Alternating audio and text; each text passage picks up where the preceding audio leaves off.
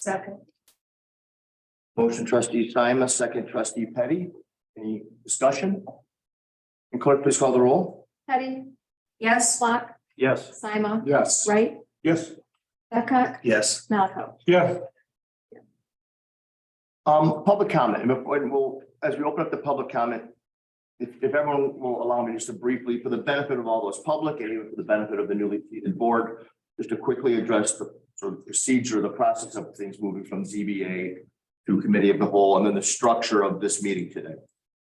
There are a number of the next 4 items. The first 4 items under new business tonight are all items that were heard previously and had their public hearing at our zoning board of appeals. There are a number of actions that can be taken by this village that are governed under state statute. And it's the same process that any city or municipality or village in the state of Illinois would follow. Tonight we have a special use permit request, we have a variance request, and we have a map amendment, which is a change in the zoning. Those are 3 of the more common requests that we get that follow this process. The public hearing is held at the zoning board of appeals, and those happen both on April 12th and May 17th, leading to this. Those are the big presentations. Those are the meetings where the applicant gets up and makes their whole presentation. Those are the meetings where we call for all interested parties to come forward and speak. That is, of course, all part of the official record. And the zoning board of appeals makes a vote that is a recommendation onto this body. Now, tonight it's heard at the committee of the whole, which are the same individuals, the same elected officials that comprise the board.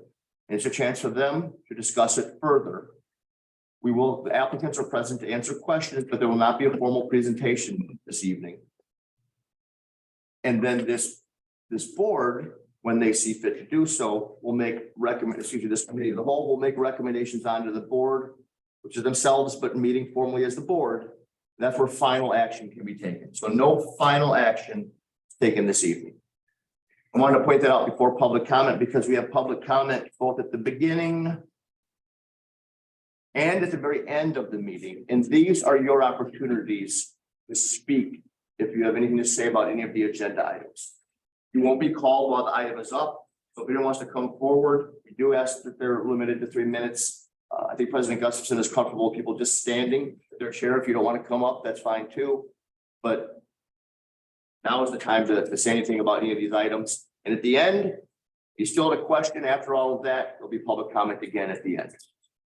So with that, we'll turn it over to the crowd and ask anyone present and anyone participating online if they have anything to say under public comments. Ma'am, please.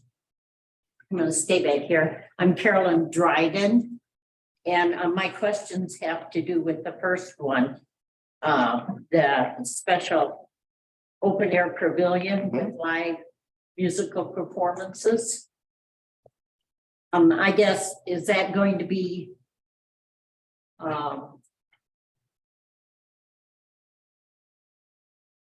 music that's going to go way beyond? Is it going to be amplified very loud? This is a good time to get those questions out and we can discuss them. This isn't a Q&A session as much, but when the item comes up, we'll try our best to address those. Right. Okay. And my other question not only has to do with that, but I'm also interested in the parking along on Francis. I know it was said at the last meeting that they won't have parking along there, but would it behoove us to put up no parking signs to help? Because I know people are going to go around and park through and then run through the bushes and go over to wherever they're going. Very good. We'll address those items. I wonder if that could be looked at. The other thing was the lighting. I don't know if the lighting has been taken care of. People on the other side of Hananiga were complaining about the lights being so bright in their homes, especially at night. So, and that's all I have to talk about right now. Anybody else? Yes, sir. Yes, thanks for letting us speak. I'm David and this is Hope Collins. We live at 5582 Hazel Close in the Hodges Run subdivision. And we're here to speak against the zoning change, which is agenda item 5.4 for tonight's agenda. And that's changing the zoning from the commercial lots to a two-family residential at the entrance to our subdivision. And we ask that you also vote against this change, just as the zoning board did on May 17th to vote against it. Many of us have lived in this subdivision from the very beginning, and the rest of us have lived there for a long time. And so, it's not a high turnover subdivision. As a matter of fact, very rarely does a house come for sale, just because we love our neighborhood and love our community. And, most of the houses were built in the late 90s, early 2000s. And for those of you that don't recall, the neighborhood at Hodges Run is what it's called. It consists of 37 residential single-family lots. There's currently 35 houses because 2 of the houses are on double lots or have lots combined. And then there's 4 commercial lots right off of Main Street that are at the entrance of the subdivision, right where the sign is off of Main Street.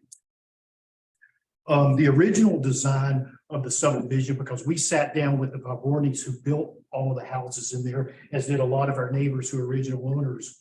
And, the intent was, it was really forward-looking at the time and progressive, because they wanted to build semi-custom and custom houses, and then with no 2 alike. And then also in the front of that, have these commercial lots that would be something of a soft commercial, if you will, like a dentist's office, a doctor's office, insurance, that would create that buffer, but also contribute to the downtown of Roscoe, so that it would be right there on Main Street. As a matter of fact, JP Vaborny, we have one of the original flyers when we moved in. He said that his vision, or their vision, was creating a varied streetscape by encouraging each home to be unique, and they design floor plans and offer custom features to meet individual family needs and lifestyles. And so that's why a lot of us have lived there for years. And from the original subdivision restrictions and conditions, even though they have expired, we think they speak to the sense of the community and what their vision was. They state, the owners of the real estate described herein desire to create a residential and commercial subdivision with common areas for the benefit of the owners of each of the lots of the subdivision. The owners desire to preserve the value of the lots to maintain the common areas. Those restrictions go on to say, just like most do with lot sizes, all of that, they don't talk about 2-family houses or dwellings at all. And that entrance being right off of Main Street, anything that's built there is a part of the subdivision, because that's where the sign is. And so we feel that allowing 2-family homes to be built at the entrance would certainly alter the character and the original overall design of the neighborhood. And we know that Hawks Point recently had a similar type situation. And even though we only have 35 homes, if you scale that down in proportion, we feel that it's a similar situation. So thank you for your time, and we ask that you disapprove of this change to the zoning for those commercial lots. And I'll leave it up to our neighbors that are here if any other comments or people. Thank you. Thank you. Yes, sir. My name is Brent Johnson. I'm the current owner of the property that was previously mentioned. I have a lot of options here if the property isn't rezoned. There is no soft commercial in zoning in the village of Roscoe. The options are quite extensive on what I could potentially build on 4 lots that are surrounded by multiple homes to the east, multiple homes to the north, several homes across the street, and a home directly to the south, which currently is housing a chiropractor clinic or something in the back of it, with a pole barn behind that. That also abuts Hodges Run subdivision. So I would ask that we take a look at this again, because the R2 zoning provides a much better buffer against Main Street than what I will do there if this isn't rezoned.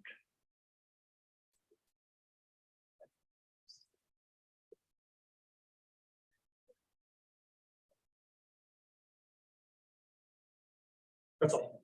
Go ahead. Thank you very much. Thank you. Thanks for letting me talk. I'm a neighbor of the Collinses at 5588 Hazel Post and Hodges Run. My comment deals with traffic going through Hodges Run and proposed duplexes that would feed into the main thoroughfare of Hodges Run. The actual street is quite narrow as you go through there. And it seems like it's picked up a lot of traffic utilized as a shortcut between Main Street and Second Street.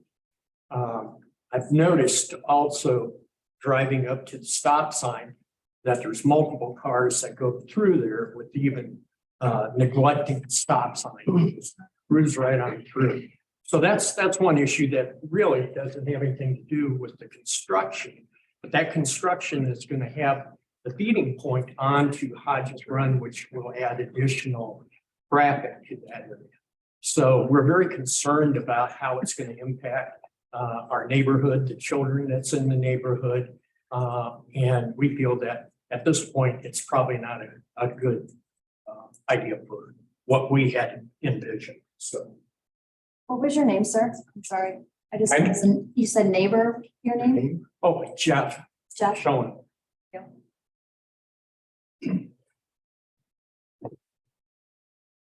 Right? The traffic during the holiday season is crazy going through there. I don't see that traffic as a concern of the neighbors. Commercial used parking regulations with commercial zoning are far more intense than eight single family or 4 duplex residential units in there. Talking about 8, potentially 16 cars. If we build 16, if we build 4,000 square foot medical office buildings there at 1 parking space per 100 or 300 square feet, you've got 100 cars coming in and out at least. Thank you. I just want to ask, we'll extend a little latitude because this is a very important issue to a lot of people, but let's make sure it's sort of comment to the board. I don't want this to become sort of a back and forth between members of the public, if you don't mind. Anyone else? I think you have, yes, sir. Hi, Robert D'Alessandro, I'm 5588 Hodges Run. I don't have as good of a speech as Mr. Collins had. But being a newer homeowner in the area, I've been here about 5 years now. I'm about to start a family. I have a daughter on the way in September. These concerns are very real to us in that neighborhood. The traffic concern, which I would like to see a study for, if that's truly been considered yet. But I don't have enough information right now, but I know what I've heard and the information that I do have. I would ask the board to vote no against this as well. And I echo Mr. Collin and Jeff's concerns as well. So, thank you. Thank you. Attorney Green. Thank you. My name is Tom Green. I represent the township.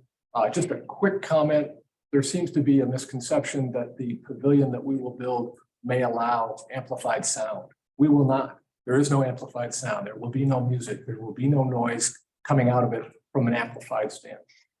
I'm guessing you have that information in front of you, but I just wanted to make sure that seems to be a major concern.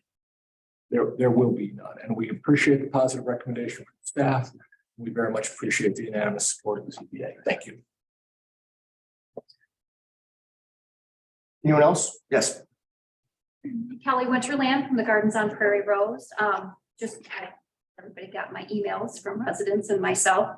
I'm just here with a lot of questions. Of course, everybody sees the outline in my letter of our concerns of noise, and I understand the amplified music, but I guess if we could define amplified music, there's so many devices, Bluetooth, all these different things out there now.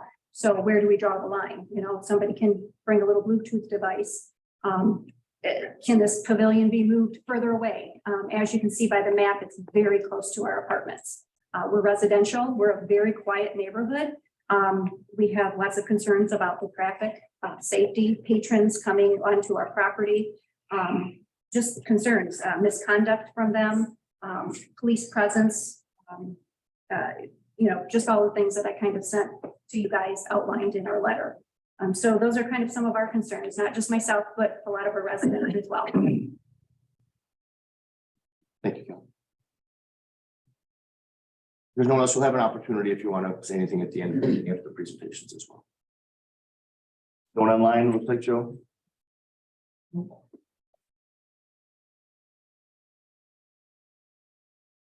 Then we'll go into new business, and then sort of transitions right in from Attorney Green's sort of intro there. The first one we're going to look at is recommendation for approval of a special use permit to allow construction of a multi-purpose community open air pavilion. I think we'll later use the term MPP, multi-purpose pavilion is I think how they have named it, including live music performances at 4562 Honega Road.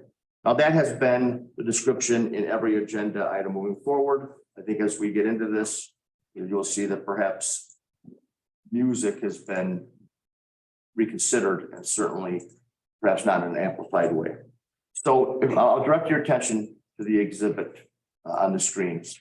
This is the property annexed into the village 3 or 4 years ago now. The Roscoe Township purchased and annexed this into the village. There's been a few different things going on here. There's been a restoration of the initial Robert Cross home. I think I have an annotation tool I can use. It's right here that I'm circling, the homestead that's being renovated. We approved, the village of Roscoe issued a permit for the construction of their community center, which I'm circling right there. And then the parking that's shaded in gray has been constructed and exists. That is a 50-car parking lot. That is sufficient parking per ordinance to accommodate the community center that exists. They have additional grant funding now to pursue construction of this MPP, multi-purpose pavilion. It has existed on their master plan since the initial pursuit of grant applications for this, roughly in that location. I'm not sure that it hasn't maybe slid around a little bit, but always over along the east side of the property and in this general relationship to the community center.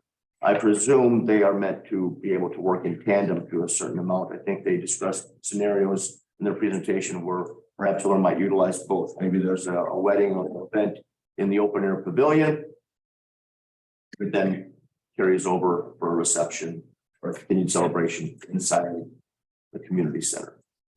There's also an existing Quonset hut structure here that I believe is just storage. So there's 2 different items that are now coming before you. This initially came forward at the April 12th CBA meeting when it was simply just a special use permit request. But a question that came up at that time, because it hadn't been clearly articulated, is how they were going to accommodate parking. We had, as you see, we've had robust attendance and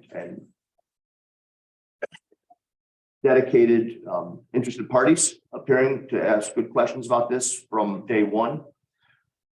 The questions largely revolved around 2 main categories, being sound, being the noise generated, and being parking.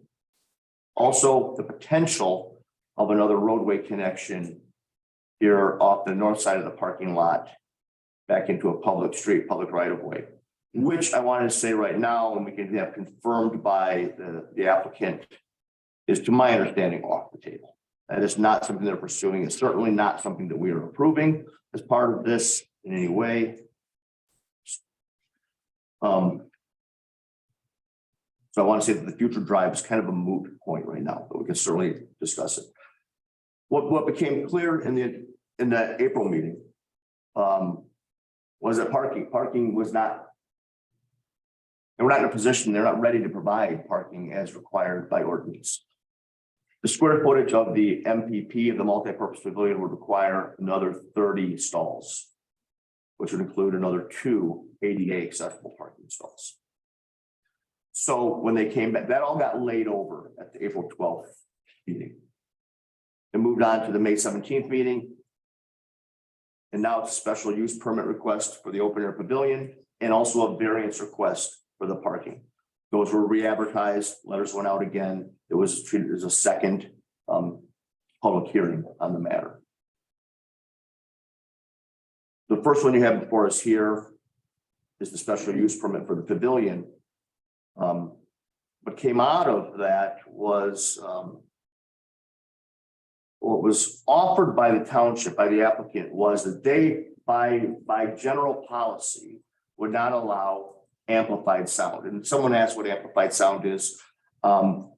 Amplified sound, I think, to our understanding, is a band or a lecturer or someone working with a speaker system, with a PA system, with a public address system. I don't think we've ever gone after someone in any of our facilities anywhere if they brought a Bluetooth speaker to play music from their phone. And I wouldn't anticipate that that be something that we would be banning or trying to enforce either. This is, I want you to think of amplified sound as a primary use of an event there, of a band playing music through speakers, or someone speaking with a PA system, a public address system. The ask from the township was that they not allow that by policy. But if there's someone renting the facility wanted that use, that they would be required to seek and obtain a special event permit from the village of Roscoe, giving us a chance to look at each one on an individual basis. The motion that was made by the zoning board of appeals was a conditional motion for approval, with the condition added that there be no more amplified sound left at all, or allowed at all. In essence, don't bring us into it. Don't make that ask come back to us each time, was the position of the zoning board of appeals. So their motion to approve basically say, yes, you can build the structure, and let me pan down so you see that's the location. Clear? Probably worth looking at what the structure itself looks like.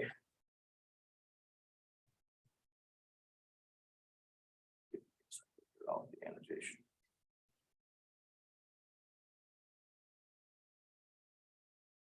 So again, it kind of follows what I would say is a rural agrarian sort of barn motif of the community center. High pitched roof with a cupola structure, arch, they call glue lamb beams, defining the open space there. That's probably these are probably better images to show for perspective drawings.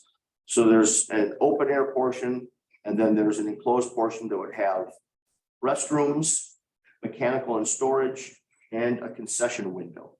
I'll circle that here so everyone can see. That's in the upper left-hand corner. Shows sort of a concession window opening out into the space. Might as well talk about both of them before you contemplate action on either one. They indicated they were not in a position to advance the paved parking lot at this time. So the specific wording of the variance request is for a variance to our parking lot design standards, waiving both the requirement that they be paved and the requirement for curb and gutter. So essentially just doing a gravel lot, well, not even gravel, no, excuse me, just maintaining the turf grass, just parking on grass for a period of 1 year. That period of 1 year would run from the issuance of the certificate of occupancy. So from completion of the project, from when the time that Winnebago County says, yep, you can start to use this building. And 1 year means their parking lot is constructed by the end of that 1 year time. And when asked what the penalty would be for that, as presented now, it would be, they would lose the ability to host events. That facility, the parking lot was not completed in that 1 year time. Of course, as everyone does, they would have the right to come back and ask for an extension, but it would have to go through the exact same process again of a public hearing, zoning board of appeals, committee of the whole, village board. So those are the two actions before you tonight. While we don't normally have presentations at committee of the whole, we have the applicant team here, their architect is Dan here. Okay. Well, their attorney and several board members from the township. If you have questions, if you'd like anyone to step forward and speak a little bit about it, I think tonight we would perhaps allow that.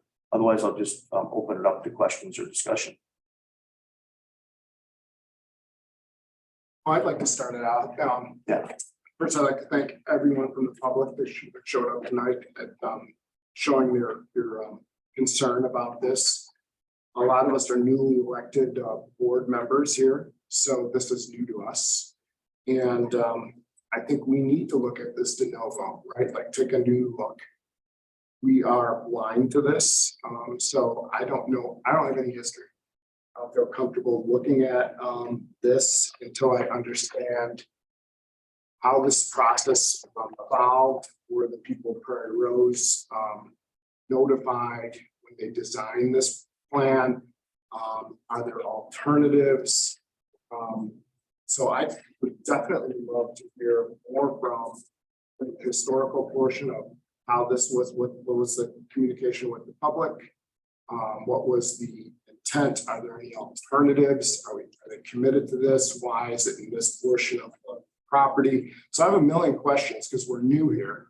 And all this is sort of being thrown at us. And that's what I would like to hear moving forward before I even consider any motions on this.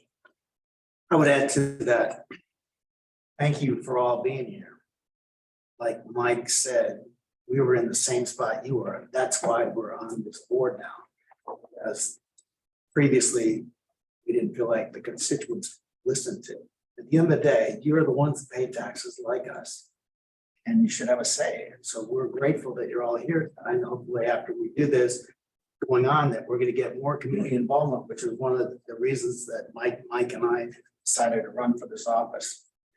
Again, we're all new to this. You know, while I would say, wow, I like the picture of this, but you know, we listened to similar situation we had. When the constituents aren't listened to are the ones that pay the taxes and provide to the community, that buy lawnmowers, they put roofs on houses, they do all those things. That's a very key part of this. While we respect the businesses that take the risk to do these things, what our job, I think, is we want to go forward is try to unite those vision that makes sense for all parties, which is something that's, I would say the same thing. We just are new to this particular one. I actually drove over there and saw what the concerns were. Both Mike and I were at this meeting, and we heard all the presentations.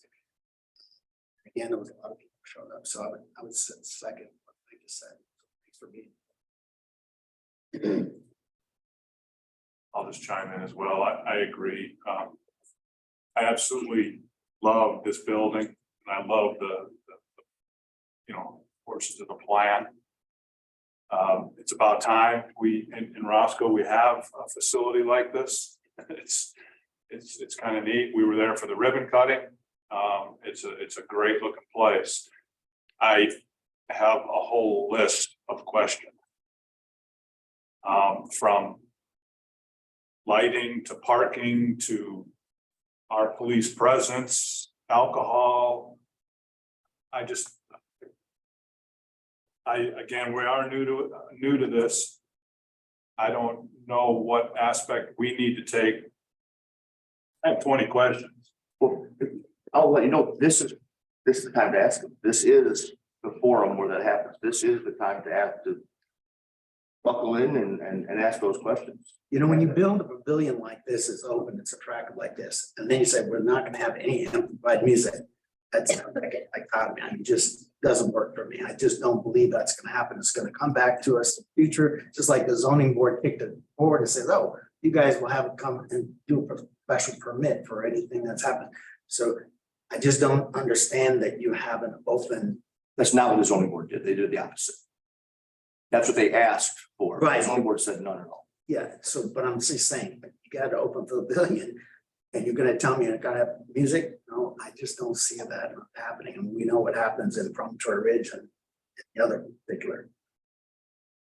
Can we ask that, you know, maybe the attorney, maybe the folks from Bob and Tom, you will come up and give a quick thing, and then I want to, while they come up, just to the question that was asked about when were people notified. So the first meeting was held on April 12th.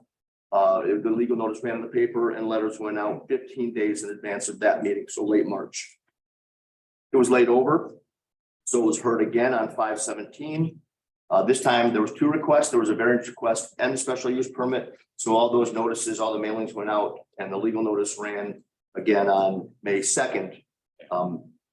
15 days in advance of the 5/17. So my question really wasn't that. I get that process. My question was in the planning purposes of this, when this was initially planned, the pavilion, the whole project, were the people of Prairie Ridge, Rose notified what this potentially would look like? There potentially could be a pavilion here. Was there opportunity to talk to them at that point of, hey, maybe we'll design it where we have the pavilion in another portion of the property? I'm sorry for the question. So if you allow me, I'll give a little bit of background and a little bit of history. We acquired this property. Okay, let's start from, we, as you know, are Roscoe Township. We're not a private entity. We're not allowed to make money. We are doing this for the benefit, for the same reason you do things. We are doing this for the benefit of the taxpayers and the citizens of the township, which overlap almost completely with the village. We asked to annex into the village because we wanted to be before a board, as we were looking to develop this, before a board that was part of our community, as opposed to going down to Rockford and standing before the Winnebago County Zoning Board of Appeals to determine the fate of what goes on up here. So I think we have had an open position on everything we've done. We started this process by applying, we're buying the Cross House on 17 acres. The Historical Society was leased the home and they're attempting to renovate the home into a museum for the township. It was the first settler of the Roscoe Rockton area was Mr. Cross. So this house is kind of honoring that history, and there'll be a museum in there, and it's the location where the Historical Society meets. We applied for, we've had a drawings not dissimilar to this in the township hall for probably 2 years. We've had literally dozens of public meetings where we have talked about the vision for this property, the fact that we were going to go and apply for grants, and you never really know when you go and apply for grants, are you going to get the grant? We have been extremely fortunate. We got the initial grant. We were able to move forward with the community building. It has been very successful. The concept is to serve the citizens, not to be a private party venue, not to be, we envision senior playing bridge or, educational things taking place. Yes, we will allow people to rent it for a birthday party or a family reunion or a wedding, but that will be in the community center. The pavilion is oriented with the back to the east. So any activity will open out to the west, which is the larger portion towards the building and towards Hononegah Road. We think that minimizes the impact from the residential that will be behind the pavilion. We did want to have a campus. We did want to have the concept of the Cross House. There's the Quonset hut, the Cross House, the community center, and then the pavilion, all as like a campus that could be used together.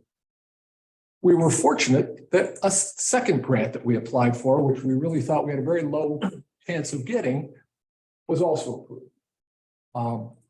These designs were submitted as part of the grant. We are basically not allowed to alter what the grant, what OSLAD or whatever the grant source is to really change the campus. This is what they've allowed us to do. This is what they've seen. This is what they've approved. So probably the pavilion's coming slightly quicker than we had anticipated.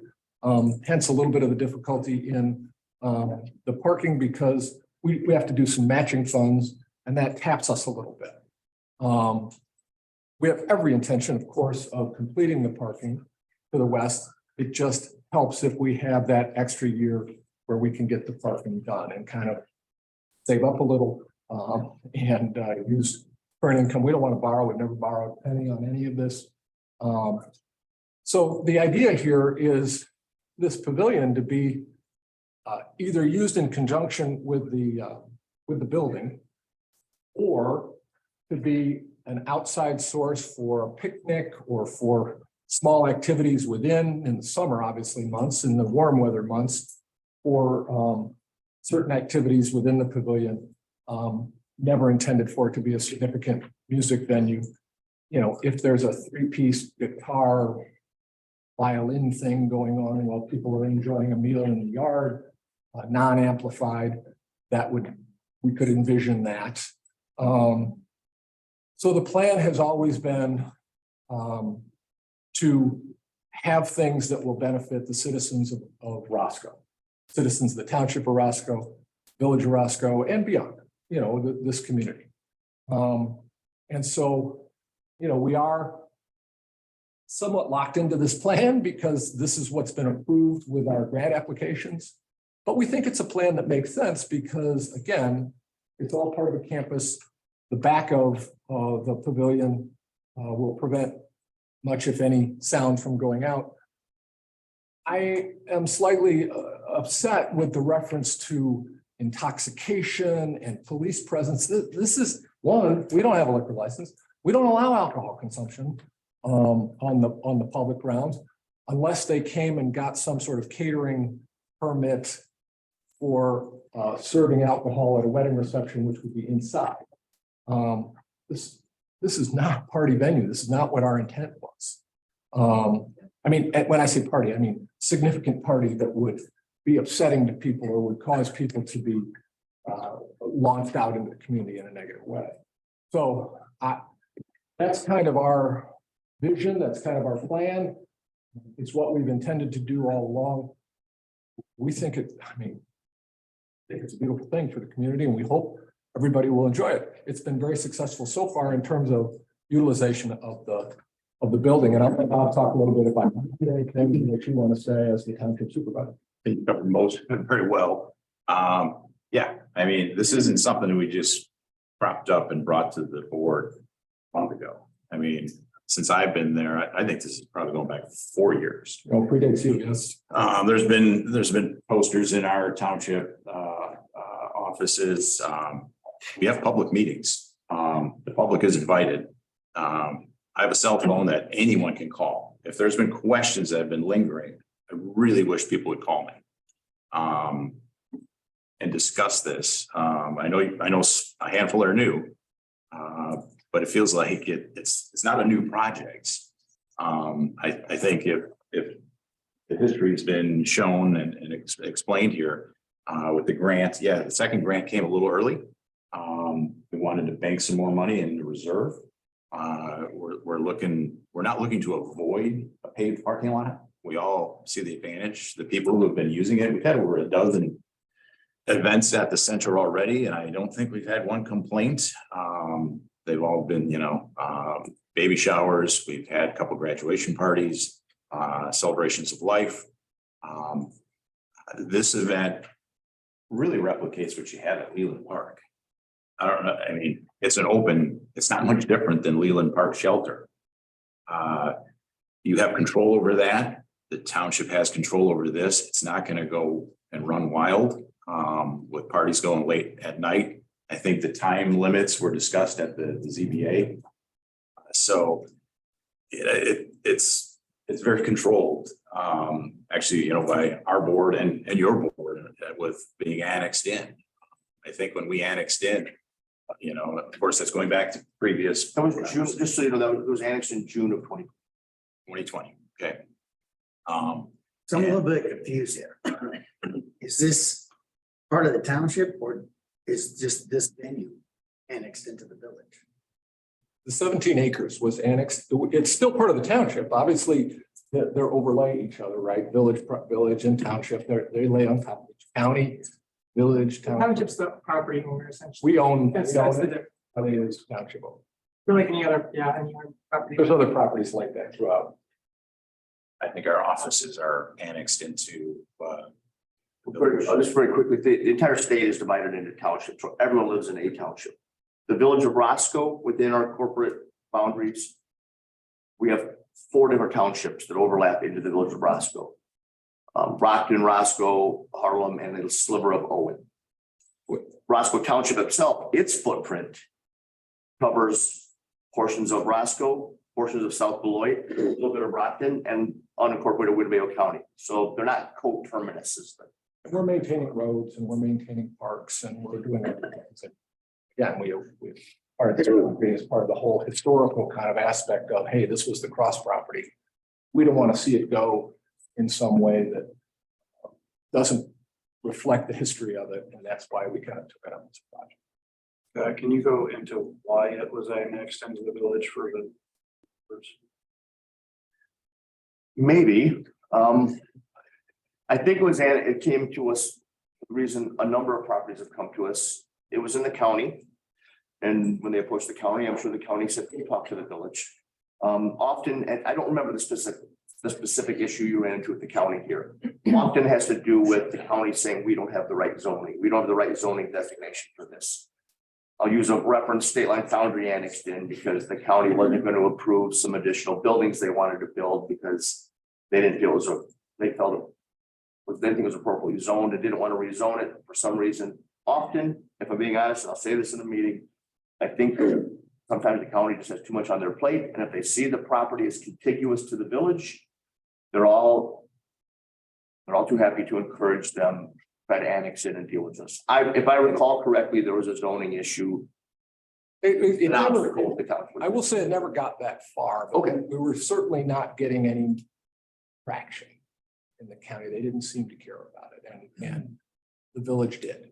And when we talked to the village, they thought it was positive, and there was COVID going on, and so it was hard to get through. I'm sorry, Sue, I don't cover you, but when we went virtual with our ZBA meetings, the county canceled theirs. Yeah, they were The just, county held no ZBA meetings. they were just done. So projects just piled up and Months. there was no indication of when they would even resume those meetings. So As I recall, also you were applying for a grant. And that was necessitating you to get moving on zoning issues. I remember Elizabeth telling me that. Yeah, Elizabeth and Dawn, who couldn't be here tonight, was our grant writer. I think she's on virtually though, isn't she not? I think I saw Dawn logged in. She was gonna try. So Dawn was a grant writer and has outlined the whole process.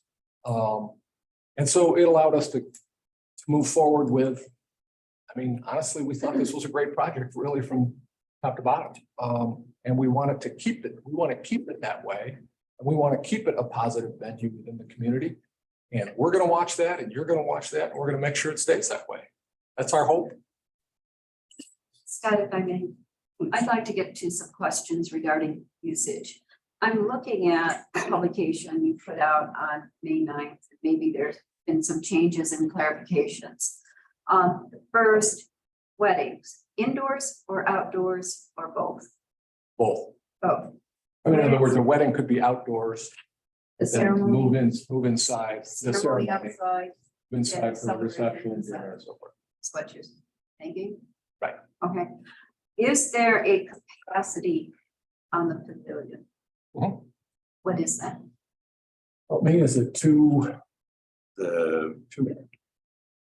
I thought it The was open, the multipurpose. the multi-purpose pavilion, Much lower. but it was about the same. I'm sorry, I thought you were It's talking about the 110. building, I think Indoor, one- the outdoor. 110, I think. I thought 110 was right, Maybe 100. because their seating capacity at the community center with tables, like 120. Well, there's 96 chairs shown on that map that's up on the wall right now, like The article you spotted, Carol, was that the one in the Rockford Register Star? No, this is I think it's something what that you you sent said. out. It's your and use of it's policy that you sent us. Okay, Dated May 9th. good. And again, clarification about hours of operation. I'm reading 7 days a week, 8 to 10, but then elsewhere here that things will be at 9 o'clock. So clarify for us, when will you be open?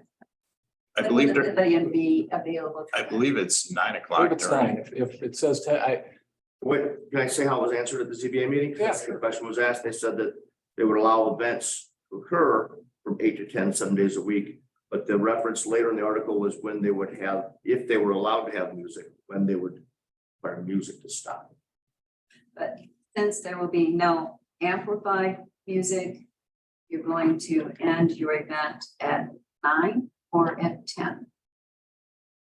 What is your plan? Well, any type of music that would be there would be ending at 9. Okay. I think then the people would be last- allowed to linger probably until 10 as they. And what's the plan for moving people on off the premises? Are you going, how are you Turn going off to? the lights. No. How are you going to manage? What's the plan for managing crowd? Like a better expression. I guess we don't anticipate having a lot of crowd control issues, but we will have a staff person on site to sort of walk the crowd and say, okay, we need to clear out. And if we need to have security, we'll require whoever's using the facility to provide security, provide a private security person to sort of make sure those things occur. And since you've taken off the table, the extension through Prairie Rose condos, and you have one entrance now to the community center, and then another entrance to what will be those few handicap. That's right. Is that all you see as entrances? Road? In the short Yeah. In the short term, yes, whether there would be allowed a secondary parking lot to the west access, that would be subject to talking to the village about To the it. county. Oh, that would be a county issue. County. It's a county road. I think it's gonna. And we did hear people talk about lighting, and some people didn't see how bright the new facility is. How are you going to manage lighting here? Well, So, Lighting is set up on a program, a very elaborate computerized program. Our architect, he was at the last, at the ZBA.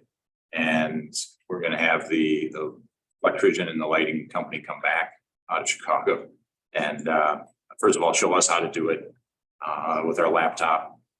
But it is right now set to diminish in the evening. So by 10 o'clock and then by midnight, lights are dimming. If they're not, that's going to be corrected because there's no need to have it lit up like a Well, landing strip. we'll be required to submit a photometric plan pursuant to your ordinance and have that reviewed and commented on. And again, they're modern enough such that they can be set dim throughout the later evening to minimize that.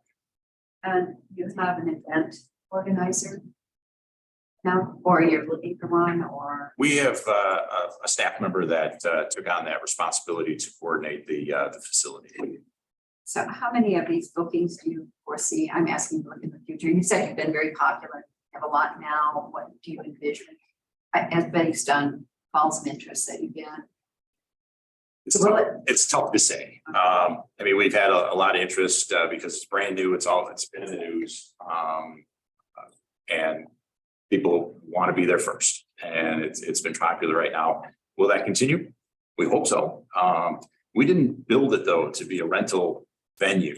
It was there for programming. We've had drug awareness program. We got another one coming up, I think Thursday, that Live Real. We've had computer classes ongoing. We've had a gardening class. So that's what our intent was for the grants. Nowhere in the grant did it specifically say this was going to be a venue for rent. That's just something that we able to accommodate when it's not being used for programming, educational, historical.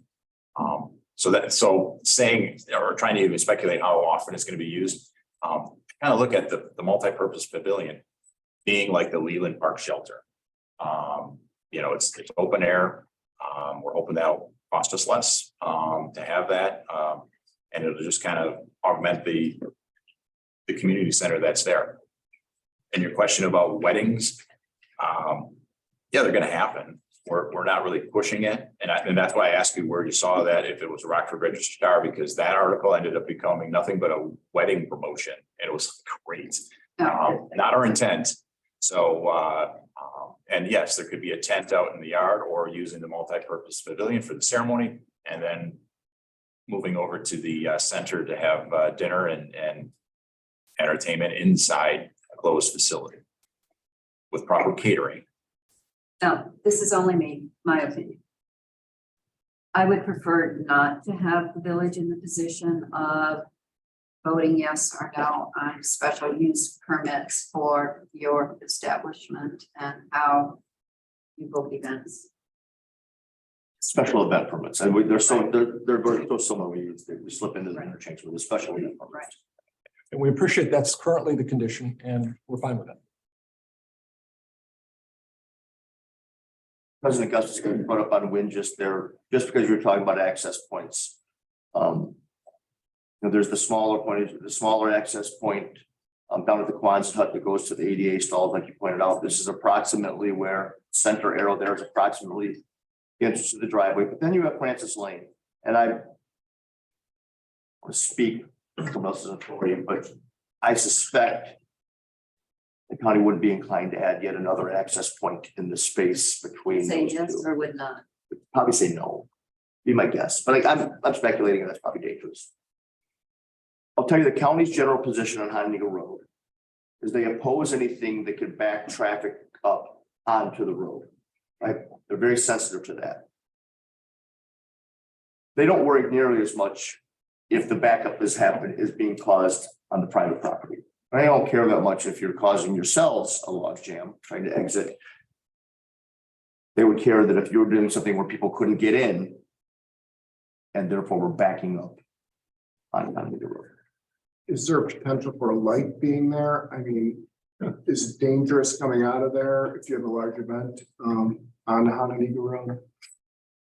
I can't speak for you. I mean, I It's went never been brought up. out there when you had the ribbon cutting, and making the left out of there was very difficult, very concerning. And I don't know if we can have it in special needs situations, traffic control person. That was gonna be one of my questions about police presence. Who covers that? We do. You can also require the person using the event space to Right. pay for it. For the Yeah, you can, like, you go there from 10 to 11 while Yeah. people are exiting or whatever. And control them to get out, then we could make it a stipulation that they have to reimburse the village for that. I understand, right? And we do that for our normal special event permits, anything so. Yeah. So I was at both ZBA meetings and I was at the bid opening for your building. As it is right now. And I know the building came in a lot higher than you expected, so I understand the cash flow problem for the parking lot. But one thing about the police presence, that was brought up on the April 12th meeting. And you had a trustee there, and when the police issue came up, he said in the audience, well, the village of Roscoe will do this. And or handle all the police work. And my thought was, we just don't have the staff. You're gonna have to hire it. I can think of who that might have been. He probably didn't have the authority to say that, and that certainly isn't our intent. He did say it, and he used to be a trustee. We will have to charge you. Of course, if that happens, but If it's, I think that needs to be written down. we'll comply with whatever rules put in well, place. it does because, I mean, you're right. You're very right. You're right now. Joe can help me out here. Right now, we've certainly established our ability to charge through our special event permit application. That's the question, right? Is that But this isn't, how we're gonna do that? just so the board here knows, nothing that happens here would trigger the need for a special event permit in the village of Roscoe. I guess Because- unless it was large enough that it were to back up and need police assistance, right? I mean, that's when that would be a triggering event. farmer's market. Right? I guess if we could That's a demonstrate. question, that- right? I don't know, I mean, based on what they're talking about, but That's in and out quite a bit for hours. We have to demonstrate that there was an adverse impact on public streets. It gets back to the central question. We don't have the staff to take care of your events 7 days a week between 8 and 10 and do the other services to the village. It would behoove you, I think, to look at privately contracting someone. to do those things for you. We just have 2 officers on days and a sergeant, and we cannot divert them to this type of activity or count on that thing. You know, there are emergency calls that would take precedence all the time. There needs to be a different plan, We can't also just necessarily hire back on a whim, right? I assume. Well, and I know some event venues will take off-duty police officers and pay them to Mhm. separately to assist in events like this, and we'll do whatever we have to do. And I appreciate that it says 7 days a week. I can't imagine we're gonna have a place rented 7 days a week. Thursday, Friday, Saturday, Sunday, maybe. A little less of a demand on Mondays and Tuesdays, but we'll see. I think we'll have. I hope we have a steady flow, but I don't think it's going to be used all the time. I guess we could look at your help and how you handle Thunder Park. The capacity is probably much greater there on a Swanson Road.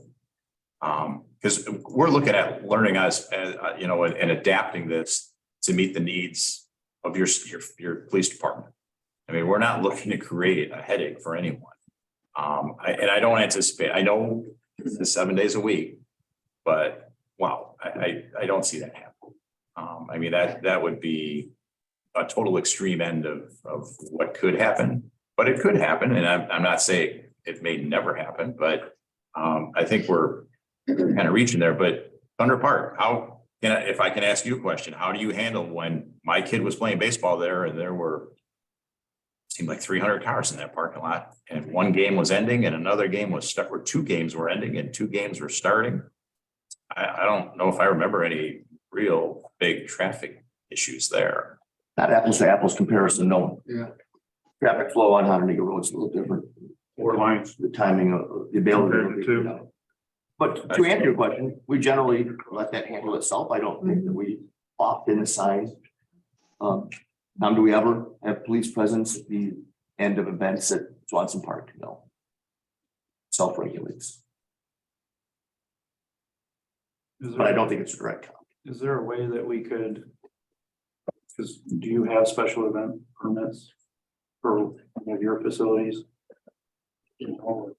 Well, we issue, we've got a whole procedure on reserving the center with a questionnaire on what's being reserved, what's reserved for, the attendance. So we should have a heads up and know what's coming. This is an event venue, so essentially every event there is a special event, right? Just so for new trustees, when we require a special event permit, the trigger mechanisms are typically if it's utilizing public village-owned property. So anything held in Leland Park, anything held at Riverside Park, those automatically require Chicory Ridge Park. Those require a special event. If it requires a street closure, so parades, National Night Out, things of that nature, that requires special event permit. If we feel that the event will have an adverse impact, an undue increase on traffic on public streets, that at our discretion can trigger a public or a special event permit. And the newest one we added, and it's been important to us, again, I don't think it'll apply here, is even on private property. If someone is utilizing their property or more often than not, their parking lot for a purpose other than it was intended. If Main Street Square is having a music festival in their parking lot, that's not its intended use. That's not its regular everyday use. So that requires a special event permit. Here, their intended use is to have events. It's an event venue. So it would be unlikely that anything they did would trigger the requirement for a special event permit to be issued, unless somehow we knew in advance and knew that it was going to be how we would define an adverse impact to Honolulu Road. I don't know it's going to be an adverse impact to Honolulu Road. I think it's going to be an adverse impact to your patrons in the parking lot. You'll have to wait a while to get out. I'm happy to provide, if we have it already, Mr. Sanders, a copy of the application that's filled out, which identifies kind of what they're planning to do and attendance and so forth. So you'll have a copy of it. And fact, we'd be happy to have your input if you want us to beef it up, but just so you can see it. Oh, your rental agreement? Yeah, all right, if you would like that. So with, back to the special event permits, would there be a way to have it triggered after a certain time of day? So I'm like not a all fan their of rewriting events, like ordinance. if there's, events during the day, like they're having school field trips come or something, obviously you probably don't use special event permit for that, but if something goes later into the evening, like 10 o'clock. It's going to be there till they close. That ordinance doesn't provide for that now. It'd be up to you guys to revise ordinance to. Yeah, I was just asking. if Yeah. it's Something. that could I happen. don't love the idea, no, respectfully. Just feels like creating a lot more work for us. And when we know the very purpose of this facility is to hold events. And certainly as we get into events and we get the experience of having people rent it and use it, and if we perceive an issue, we'll certainly attempt to address that both internally and with you guys. And under this current grant, there's no way to move that building No, at all. not without applying. Well, they've already funded, so I don't think we can unring that bell. And you have to match $337,000. I don't have that number at my fingertips, but that sounds right. We printed it out. Okay. Some. My reams of paper. Do you only have a year to use it? It might, Yeah, we were given, I think it it's, started last fall. The clock on it. I think it goes till next fall. I think it was 2 years from when it started. And so it's probably I think you're right, fall of 2024. fall of 2024. And what's that deadline to complete a project, to start a project, or to to- authorize I the think to project? complete, to use the money. I appreciate you gentlemen telling us. I think this is a great thing for the community. I think it's going to be used well. My concern is there a possibility you could meet with the folks at Prairie Rose? Host an open forum, talk to them, talk about their concerns. I would like to make sure that their concerns are alleviated and talking to them rather than talking to us right now. It would be helpful for us to have this in a future meeting, to have the support of the neighbors as well. Is that something you guys would consider doing? Well, I think we've had our public meetings. I think your ZBA had a handful here. I don't know who's all here from Prairie Rose. I think there's a mix. Hodges Run has I think a good percentage of people here tonight. So we had a few at our last board meeting. We answered their questions. And they public comment, we have two public comments. The issue is, the lighting, the noise, give them the specifics. I think it'd be one opportunity to show the neighbors that we want to work with them, right? Maybe not so formal as we answered their, because there are obviously a lot of questions that are still concerns to them. Well, I think Ms. Winterland's here and I would see certainly a willingness to sit down with her and try and go back I and think forth. that would be, because we do have a list of all their concerns and issues from them. And, maybe this can be mediated and this can be discussed. And I would feel a heck of a lot better of it, knowing that the neighbors feel comfortable with it. So when we were in the zoning meeting, I recall the narrow street was one of the biggest concerns that people expressed, where kids were learning how to ride bikes, people were walking on it. I don't know that street is on the west. On the west side. West side, for instance. Is that off On the west side of Francis? there was gonna be an entrance there and they were complaining. There's no entrance there. Francis has none. There's no part of this project that is associated with. So what street was that? And then there I was think also that's the one, east side. That's coming off Prairie Rose. okay, and then but that's been taken off. That's not even on there. We are not here for that. I want everyone to know what Mr. Babcock's talking about. There was concern brought up about Francis. I'm talking about the people that voiced their concerns about this because there was access gonna be and what I recall is that street was taken off the request. Because right now, all the entrance is gonna come off of Honey Road. Right. Correct? Correct. And they were complaining that that wasn't gonna be the case, that street off to the left. Where they were, the older community that I saw. They were voicing concerns about that. There's a gate at the end of that. I think there was an old farm gate, but that's all it is. That was used during construction and we've now planted the So field. that was one of the issues, if that's off the table. And then this letter here, it says, the noise concerns. It's hard to believe that you have an outdoor, So it would Don't no anticipate noise. noise concerns, because we're not gonna have it amplified sound. the traffic and safety issues. Which may have related to the east side where the road butts in, but we have no intention of connecting to that. And that dead end that comes off of the Primrose there. Yes. That's not on our plans. But that was a concern that. It's a they brought concern, up. but it's not on our plans.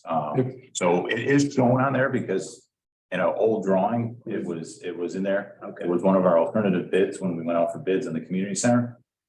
And we've since had it removed, and then we were asked by the village to Go possible secondary. show it possibly, so that's why I got added back in, but we don't have an intent to do it. What is the revenue? This. Is there revenue generation for any of this stuff? Is it going to the county? Or The revenue generated goes to the maintenance of the facility. Yeah, it's all township. Generated township general fund, pay for the activities of the center itself. It's not really set up as a very expensive rental situation. Where we're not sure it'll even cover. We hope it'll cover the cost. We hope it doesn't break even cost. I think the issue is, here we are, the village, making a decision on something where the constituents are more involved. We haven't really been involved with this. It's a tough situation. I mean, I like the idea of the facility. I like the outdoor pavilion, all of that. Just seems like we need to have like Mike's ideas, there's a way maybe work. Even though I know you said you have done it, but maybe that has to be revisited again. So everybody gets comfortable what's gonna be. You said the architect's not here. Right, correct. Because when I'm looking at the building plan, it's designed in a shape to push the sound away from the back of it. You have significant vegetation behind it. Right. You have Colorado blue spruce trees directly behind it, and then you're gonna have an acre of oak savanna trees. Yeah, it's oriented out. Scott, I don't know if you want to put that back up on the screen, but it's oriented out this way. Right. This is the building bathroom. actually has like a steeple. Dawn has her hand raised, by the way. Dawn is meeting, and she has her hand raised. She'd like to talk. Okay. Dawn, can you hear us? Yes, I can. Can you hear me? Yep, perfectly. Thank you. Okay, first off, I just wanted to address the hours. 8 to 10 p.m. are the hours that it would be available, because that is when the rest of our parks are available. It does not necessarily mean that activities will be going on there. I do want to reiterate, though, that this is open to the public, just like our pavilion at Kelly Myers is. We very well may have folks that just ride their bicycles over or bring their kids over and hang out at the pavilion and have a picnic lunch. I would say for Kelly Myers, which is, I don't know, what would you say, Bob, slightly half the size of this one. We actually have 3 bookings a year for Kelly Myers. Now, I do expect this one will be way busier than that, but I did want to point out that this is going to be available to the public for general use, picnics, without them having to book it to us, with us. Oh, that brings up some questions, actually. I mean, how are you gonna oversee the potential conflicts between someone renting to use it and showing up it's just available as an open air public pavilion as well? Well, anybody that's rented it is going to have their rental paperwork with them, so they'll be able to say, hey, we have this pavilion rented. Well, if they Yeah, rented people it, won't be able to come and use it if it's being rented. right. But if it's just open and somebody wants to come and have a picnic in the yard, they can come and have picnic in the yard. So that's the first time I've heard that concept. This will be essentially treated like a public park. Yes, I mean, it's got the walking paths and the gardens and, open all the time for people to come out and walk and enjoy the land. we have no way to lock it all up.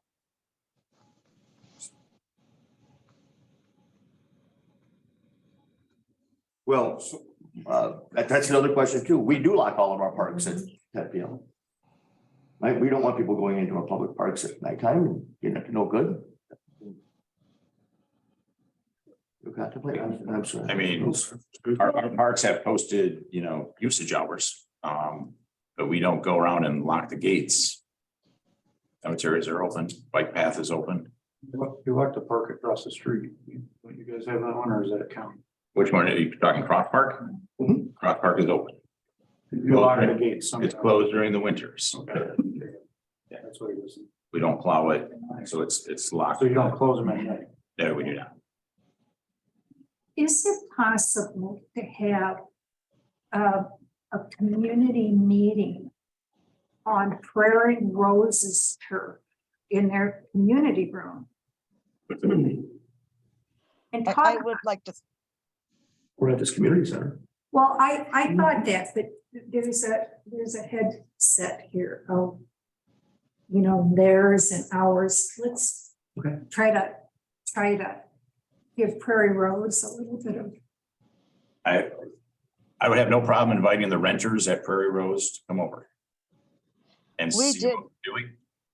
we did have 10 or 12 that came over and met with the administrative assistant, and I couldn't tell you the date, but it was 10 or 12 ladies, and we gave them a tour and talked about some different things we could do there. They had some questions on what kind of card games and recreation we could provide. I thought it went very well.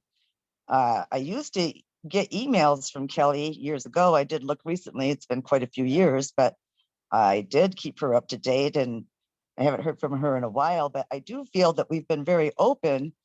Roscoe Township and the Historical Society have been having events at booths, all of our local events, and these drawings have been there at each and every single event. It's been on our website, Facebook. I really don't know, public meetings. I really don't know what else we could have done. We don't have the money, although we did look into it. We do not have the money to mail plans or pictures out to every single homeowner in Roscoe Township. So I do feel that we've been very open and have advertised it about as much as possible. The media has been very kind to us. That's been flashed everywhere. They're welcome to come to our meetings. To Sue's point, I just think maybe get with Kelly and I don't see there's any harm of that, meeting with the residents and understanding the concerns. I think Sue makes a good point, now that it's reality, what things that were done in the past were in the past, right? But now there's concerns that they have now. They sent us the concerns that they have. It sounds like you guys have addressed most of them, but it would behoove us to just make sure that we have a discussion with them before we go. I want them to feel comfortable with this, and you alleviated a lot of my concerns by discussing that. Justin with the engineer, how the sound would be deflected. That it's not a wedding venue per se. It's not a moneymaker. I think those things are good, but I think it's just helpful for the public to know that, for the specific lease people that are going to have to live with it to know that. And, you're not gonna be able to please everyone all the time, right? There's gonna be objections, but I would feel more comfortable with that if Kelly would want to facilitate that. I think that would be something that would be positive. It would seem like that neighborhood, they would have the most desire to have this facility next to them, that they would be likely the biggest users of it. It seems. I hope so. And Dawn brought it up. One of their residents reached out to us, and I think we had a dozen ladies come to the community center. Yeah. I was there. I had Dawn attends along with Mary, our program gal, and yeah, they had some great ideas. I mean, so they've reached out to us and we welcome to the center. So there's no intent for us to hide anything. No, I don't think you're to- trying to hide anything. I just think what you're explaining is you can't get to everyone, but at least you can have the discussions with them. And I think that, you know, we'd all feel better about it. You know, they feel better about it. We feel better about it. And not at all. I agree. Nothing's been kept from us, but this is in people's backyards. I mean, not far away at all. People sleep, work different hours of the day.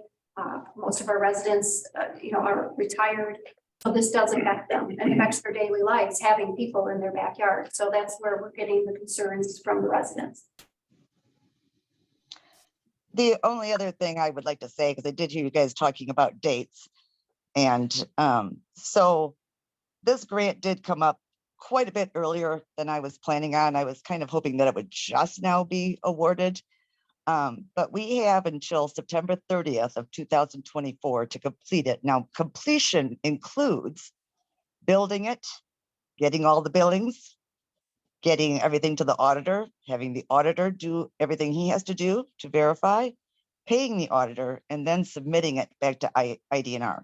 So what I've told the board is that my date needs to be June 30th of 2024, next year, at the latest.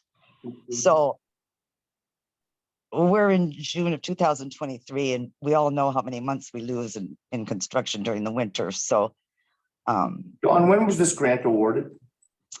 I want to say it was in March, Scott. Second was awarded last fall. March of Okay, what year September. did you think, Dawn? Pardon me? March of what year? I think it may have been awarded in September, but our grant period is from August 31st of 2022 to 9/30/2024.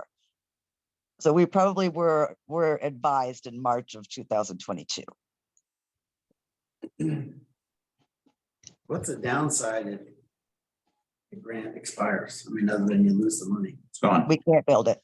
We can't build it. But you can build it, but then problem goes away, I guess, for the resident. No, that's a huge problem for us. I mean, we're planning to move forward with this. We're excited about This is always in the original. Yes. Yeah. I don't believe they'll give us a second chance at the grant. So that's why there's kind of an urgency that, Yeah. And maybe a little, I hope I'm not showing it, frustration that, it's been pretty well planned out. We've followed all the rules of the village being annexed and then following your process of ZBA. No, but let's be honest here that I've told you from minute one that we expected a process like this, that you were building a gathering space very close to residential. This is following pretty much exactly up. It's fine. No, and that's perfectly fine. I'm just saying the procedures in place. We've followed your rules. And we realize that public has an input and we're all for it. And we've, tried to address all those issues, having a special meeting with the renters and the condos. I believe there's both in that facility. No problem at all. I mean, we've welcomed it so far. We've met with them, on a private event. Wasn't advertised, but we have no problem doing that if that provides more comfort to the situation. Okay. Well, I'd like to make a motion to lay 5.1 and 5.2 over. We'll make two separate motions, I think. For a zoning, probably could do that. Yeah, I think so. Let's just handle 5.1 first, trustee Petty. Okay. That's okay. Question, are we allowed to attend that meeting with? Open to the public, so sure. If there's You more were than, allowed to, as long as there's not more than 3 of you, otherwise they would need to be posted, which is that's something we Well, but could if speak it's- up to, right? I'm sure they I probably would say if it's our meeting and We're they're just listening. if it's our meeting and they're simply there to watch and attend and they're not conducting any village Correct. business, I As think long as- it's probably good. Yeah, as long as everybody Probably best to post it. It's aware of that. I think it's probably easier. I'm sure you'd be more than happy to help us just put the agenda up front. I mean, public. You could post it where we could you know, have them. We can make it a special meeting of our own as well. Sure.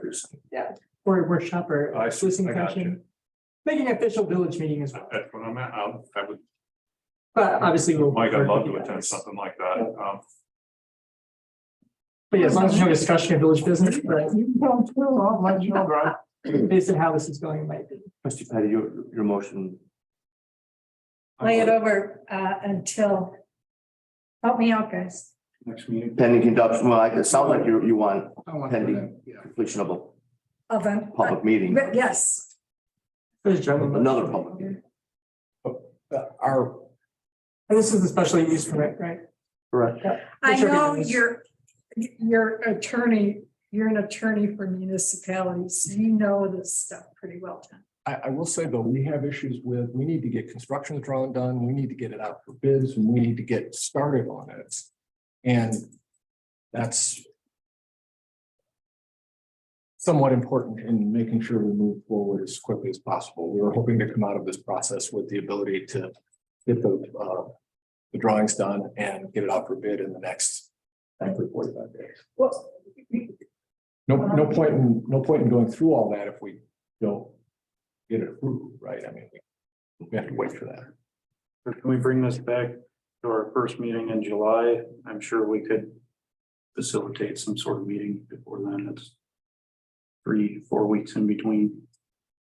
If they could host a meeting, Where do you want, yeah, sorry. if they could host a meeting next week, you could have this back on June 20th. Yeah, Right. How much of a turnaround do you need for a meeting? Why don't you ask Kelly? I expect they'll move. Why don't you ask? Well, if we're gonna do a joint meeting, we're talking like doing it at the community center itself. Sue Petty directly requested it be held at. Kelly, do you have a facility to hold it? I'd probably say at Prairie Rose in our facility. Yeah. And our residents are on their, they're on their own turf. and they have access easier to get there. What kind of capacity do you have, Kelly, in that facility? Oh, 30 or more. And we host parties and different things. So, yeah, Is this a good suggestion? yeah, it's a good suggestion. Is it something that can be done in the next 7 to 10 days? I'm not sure about that, but I can send out a bulk email and text to all of our residents and kind of put feelers out tomorrow. We would ask that you be sympathetic to their timeline and support this, this effort for additional Between interaction and then try to expedite. something. Yeah, and I think, Mike's point is valid here, This is a complicated situation. You got to represent the tribe the best you can, everybody, but everybody's gonna have to give up something. Obviously, this is a good thing for our community to have this kind of a structure here. If they can meet, and they seem to be willing to meet a lot of the criteria of concern. So, what has happened here tonight, never saw, I was on the other side. And that's a good negotiation, hearing from the public, trying to understand what the issues are and come up with a solution, a resolution that everybody's happy with. So if you could do that, I think that would be a good to put forth. So I would second. A motion and a second. Clerk, call the roll. Like clarification, please. They do a meeting as soon as possible, but this is before us on June 20th. Her motion was this is laid over till after this meeting is held. However, if they have their meeting within the next week or 2 days, it could be on our agenda on the 20th. Correct. That way it's to their needs as well as. Can I ask one thing? Yeah, of course. Could you make it an evening time? So I would like to participate as well. Thank you. Can definitely attempt to do Like that. 6 o'clock or something like that. Thank you. Nice. I have a question. Can I ask a question? No. I want to ask a question. Good. But Are you a resident of the village of Roscoe? in the- Then please ask the question. how easy is it to get those grants? They're not easy. It is not easy, no. And I think that needs to be understood, how hard it is to get a grant like this for the community. They had to be pretty impressed with the presentation. My comment. Just an aside, Mount Carroll got a $300 and some $1,000 household grant. And in the paper, I was reading today, the little hometown paper of mine from Mount Carroll. They're having issues with trying to meet all of the specifications before it expires, so. And we don't want to have those problems. And we, as you said, we want to build something that we think is going to be very good for the community at large. In addition, Thank you. Is there a way to have an expedited meeting if they have a successful meeting? Well, that's what we're saying. Before the 20th? I mean, if they had their meeting, came back with something that I mean, everybody. it's already pretty expedited. I mean, we could, you obviously could, but I mean, if they have a time next week, then we're already at, So it looks like we you know, move this off, right? probably the 20th. There's a motion and a second. Clerk, you call the roll? I have one Yes, thing, What, sorry, don't call the roll yet. one quick, I just want to make sure that if they can dissolve this one issue, that there's nothing else that anybody has here that's gonna hold us up in front of them. Because if they go and they talk and they get this worked out with Prairie Ridge, they want to be able to move forward. Is there anything else that's concerning any of the other members here that they should be working on or looking at for that time? Because they don't want to go do this and then come back and go, oh, well, by the way, we want A, B, C, and D, and then when you come back, we'll do it again. Can I just ask one question? Oh, I can, go. Kelly, does the elimination of amplified sound satisfy the concerns of Prairie Rose? It has not satisfied everyone, no. Okay. No. Very good then. So then back to this, if they can work this out, does that satisfy the rest of this board? I totally understand your thought, but also I'm hearing tonight for the first time ever that if there's 20 people, if I have a family of 20 people at this park, my butt's gonna be kicked out of there. It could possibly be removed if I have, If you didn't rent it. if I didn't rent it and I just decided, hey, let's go to the cool community building and let's hang out there. And 2 hours later, is there a posting? Is there? Which is true with our parks though too. If somebody rents one of our pavilions and you're just sitting there, you're asked to leave, yeah, because they have rented. have a rental schedule posted and people will know when it's ready. There you go. Go ahead. The only other comment I have is, it's sometimes not possible to satisfy everyone. We're going to have this meeting and half of, or some percentage of the people from that community still don't like it. I think we've done a lot. and I think we made that statement. It's like, we're not gonna be able to satisfy it, but I think we have to look at best interest for everybody that we can. Yeah. The other thing is, to your point, Stacy, the very next thing is gonna be the variance for the parking lot. So wouldn't that be an obstacle unless they can address the parking lot? To me, it would be, but I don't know to you guys. That's why I'm asking, so that they know what they're getting in with us. So I think, Scott, don't we have to take the parking into that? So they go off and meet here, and now we come right back here, and now we don't approve the parking lot? The truth is, I'm not sure what the public's opinion on the parking lot. It feels like you, elected we could officials, just make it your standard, it's the Village of Roscoe standards.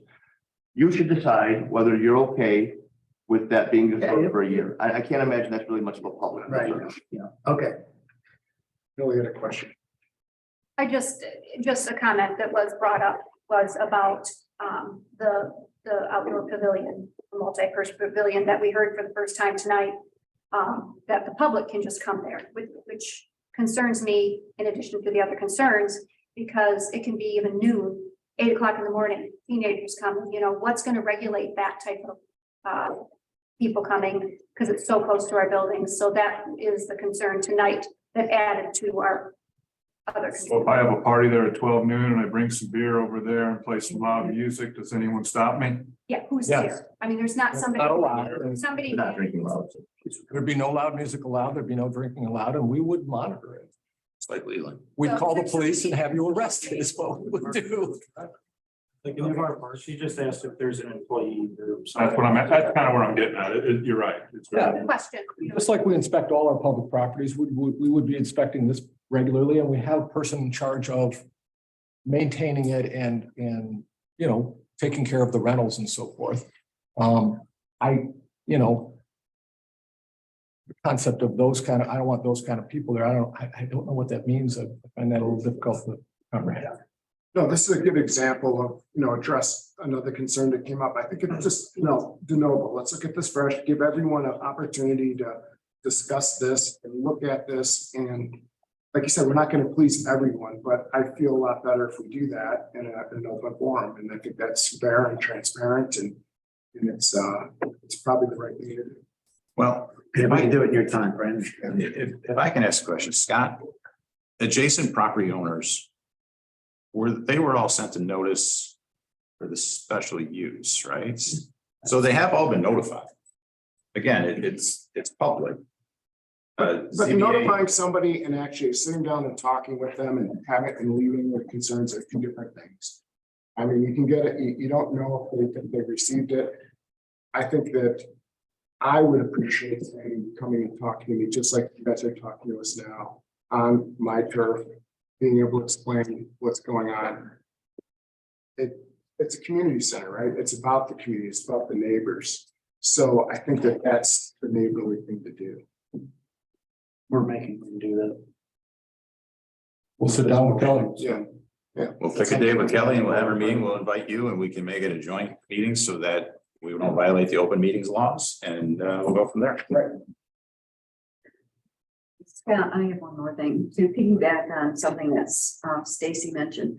My concern is that you have in place Plan B and not the expectation that the police department resources will be at your disposal on an as-needed basis, because that may not be something that we can do. So, I'm not sure, I mean, if someone's at the park breaking the law, we'll. no, that's an exception. Okay. That's part of our normal services. But if you have an event of 250 people No, and if there's an expectation that the department here will help. No, No, it's never been, In any that's way. never There is been not. made. Okay. If a reservation comes in and we see there's a massive crowd, which we just got contacted from some young, it's a craft thing, young barn girls or something. And they wanted to use our facility and that draws thousands of people. We said, no, we're not that. So we see what's coming in. So, we've got a judgment call on what our facility can support. And if it is something that's borderline, we're going to ask a lot more questions. I mean, we've left it in there that we can turn down any application or any rental application or any, and I'm not saying a rental of it for like a wedding event or a party. We're saying any political rally or something like that that we know could cause trouble. We've spoken to other park districts and villages and townships that have facilities like this. So we know some of the traps that can be set for us, and we're aware of it. Could it happen? Sure, anything can happen. It could happen at Thunder Park or Leland. You just hope you're watching it, and just like we are. Do you propose conditions for the special use permit? No. Maybe we can start getting those together, because they address a lot, I think they address a lot of the issue tonight, of everybody's questions, and check about in writing. I mean, it will be a condition, a special use permit. Yeah. So I think we start doing that now, start working with Green, Scott, myself, get that sort of worked out based on everything you sort of talked about tonight. And have that might help sort of move things, help things move forward a little bit too. Ellie should get a copy too. Well, you're talking about different things, but I talk about this, conditions on a special, especially use permit. But I think we can work on that. Okay, everyone right now is what moved forward from the ZBA recommendation. I think that's probably good though. It addresses a lot of these issues. And I think once we get that sort of hammered out, then it's. That's it probably the does get answer right. to the question that popped up several times tonight as to how do we enforce that in the case we enforce it as a condition, especially. Yeah. Absolutely, Joe. All right, ready? Call the, okay, right? Call them, yes. Yes. In case they want. Simon, Yes. Clark, Yes. Teddy. Yes. Malaco. Yes. Babcock. Yes. That was everyone? Okay, obviously, the second item 5.2 is also the same application, same applicant. It is the parking lot. I assume we're laying this over in the same fashion, so. Was that, Justin, is that a motion? Yep. Motion to lay over by trustee Clark, second. Second. Trustee Wright. Clerk, please call the roll. Malaco. Yes. Teddy. Yes. Babcock. Yes. Clark, Yes. Wright, Yes. Simon. Yes. Thank you. Item 5.3, this is discussion and recommendation to the board for approval of a map amendment. That means a change in zoning from the CR Commercial Retail District to the CG Commercial General District for a property known as 11076 Main Street. Attorney Green is representing this applicant as well, so the night continues for him. You know what, let's just sort of establish this protocol. Why don't you come forward and tell us a little bit about this? Oh, all right. If you'd like. Wasn't sure you would be doing that. Yeah, I'm sorry, Tom, but that's just the way we've been doing it tonight, so let's just. Well, again, my name is Tom Green. I represent the applicant on this zoning change from CR to CG. We again very much appreciate the positive recommendation from staff.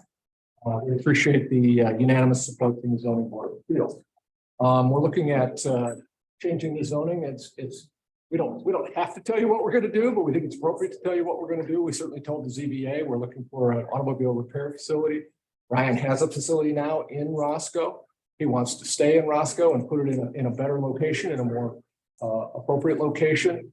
There will be the anticipation is it will be, I say 60-70% automobile repair, 3 or 4 bays in a good looking building, and then there will be some automobiles that will be for sale, whether there's 3 on the site at one time or 6 or 8, but never really beyond anything at that level. If you Google Nelson Imports and check their reviews, they are 100% across the board 5-star recommended. Well, it might be 4.9, but they're basically a 5-star facility. They do great work and have many customers within this community. They're looking to build a very nice facility there. We think it'll support the surrounding property owners. There's CG a half block away, a Cardinal Glass, I believe it is. CG. Roscoe Auto. Roscoe Auto Glass, sorry. There's the shopping center that kind of loops 3/4 of the way around, Main Street School. Main Street Square. Although as I went through that, that's probably less retail now than it is medical, bank, financial advisor, other service industries like yoga classes and so forth. There are some retail, but there are a lot of just service industries. We would hope that people who come and trade with us might drop their car for an hour and walk over there and enjoy whatever's available over there. So that's what we're looking to do.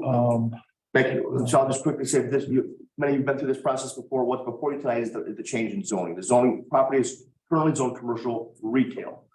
We have 4 different levels of commercial zoning. We have the most restrictive is CO, commercial office. For several pretty self-explanatory, generally commercial office space. CR and commercial retail, that opens up now the retail uses, direct engagement of the public for sale of goods and services.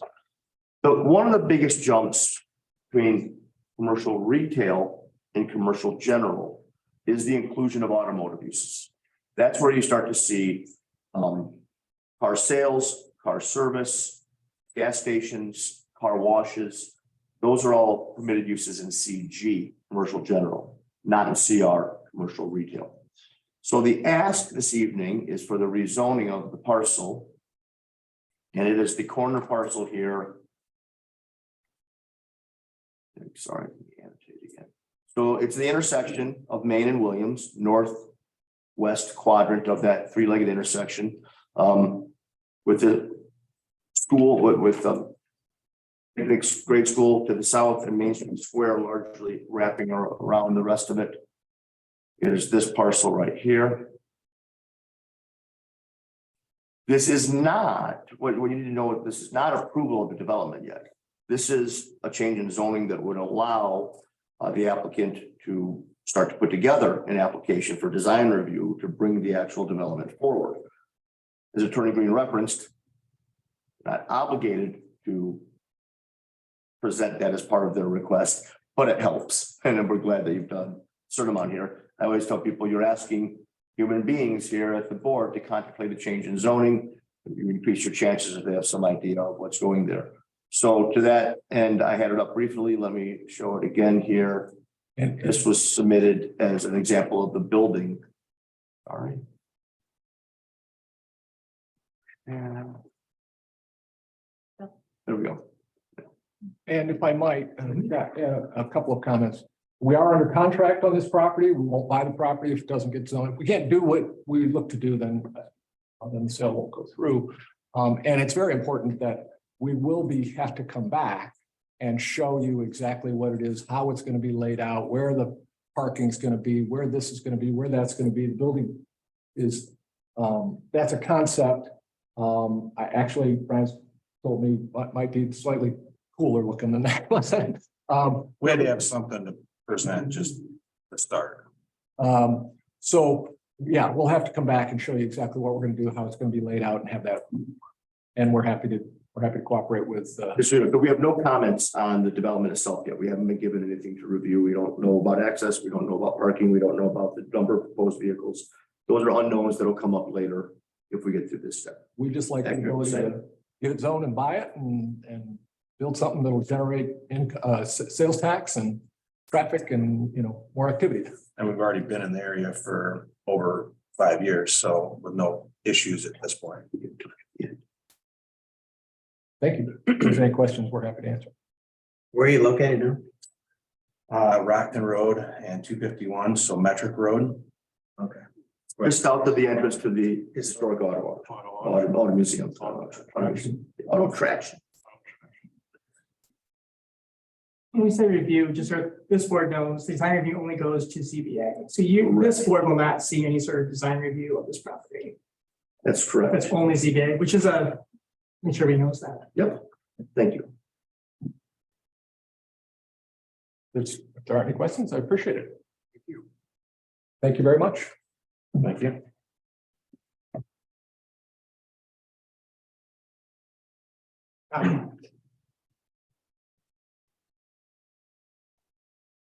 Thoughts, questions, discussion? Anyone? I would just say, appreciate coming forward to do this, but I can't support this because I know that it doesn't support my vision of what we hopefully will do in downtown. So I would be opposed to this zoning change. And CG moves this to auto.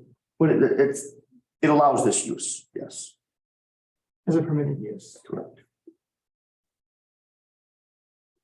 In fact, I may have seen your location before, but to me, that seems like a much better location in that area for, I think there's another body shop right on the corner there.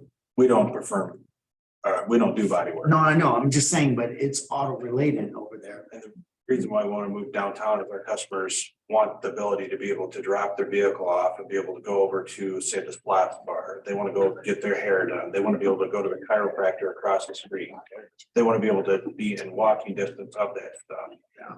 And with this zoning, with automotive use, it's very hard in any township or village you go to because they don't, there should be a special zoning for it per se, not just a. And there's no other location you've been able to find that would provide you that? I just. Not in Roscoe. Yeah, I just, personally, I'm just speaking for myself. On Main Street, I can't support it. Yeah, a block away is zoned just the same as this property is wanting to be zoned. So not even a city block away, there's already property zoned exactly the same way, which used to be in history used to be a junkyard location, an actual junkyard on Main Street. That's before we got here. We're hoping. Right, yeah. I do not want something like that and what I'm looking to do. And we're not saying here that it's an attractive building. It just. I want to do something more high end, not your standard, Right. Auto repair type thing that people would think of. I'm not negative on your idea. I'm just negative on the location, so. Yeah.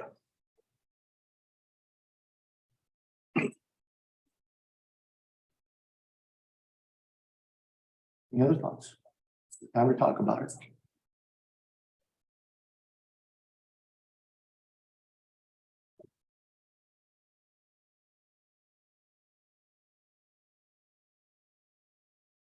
Yeah, I like the design of the building. I think that it's good.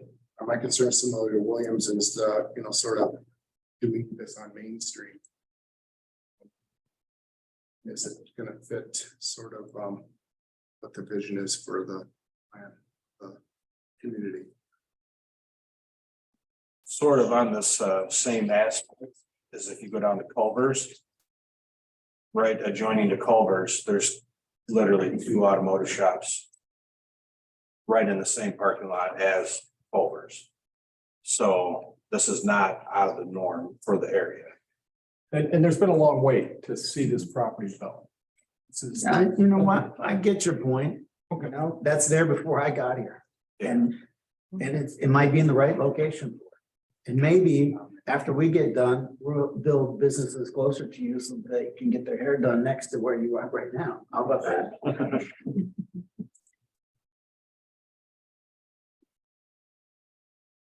Can we call the question, please? Gotta have a motion first. If someone wanted to make a motion. So moved.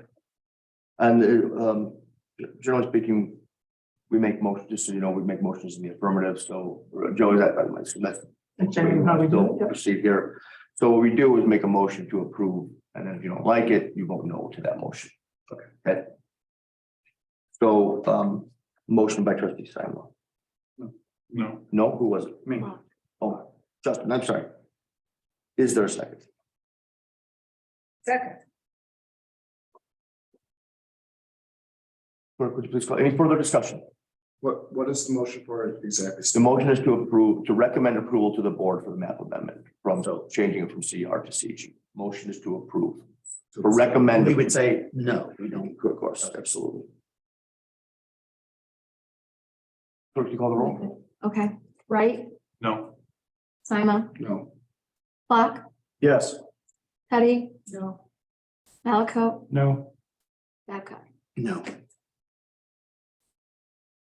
Motion fails. Now this goes on to things to, well, how many, were there 5? It was, 5 no votes. yeah, so. I don't think it moves on. Okay. I do not think this moves on. I think that per maybe the whole structure and governing ordinance, that 5 no votes does not move on to village board. No, I guess I was going to say, but it is a zoning issue. And there are timelines for that. I think this is Right. probably one of those exceptions where it probably will go on the board, but without a recommendation. I think we had one fairly recently the same way. So these zoning ones are a little bit different. They're a little goofy, so they're gonna be outside of Well, our. George, or This probably will go to the board. clarify it for This you. probably will go to the board for approval. Okay, it probably will move on without a recommendation for approval. Joe can confirm that as a problem. We have our general. So I'm clear, this is gonna go on the board for. Sounds like it, yeah. Probably, yes. We just gotta come right back to us. Correct. Yes. I want the vote. Yes. Yes, yep. Item 5.4, discussion or recommendation to the board for approval of a map amendment from the CR commercial retail to the R2 two-family residential district for a group of 4 properties, commonly known as 5459, 5473, 5487, and 5501 Hodges Run. We pull these up.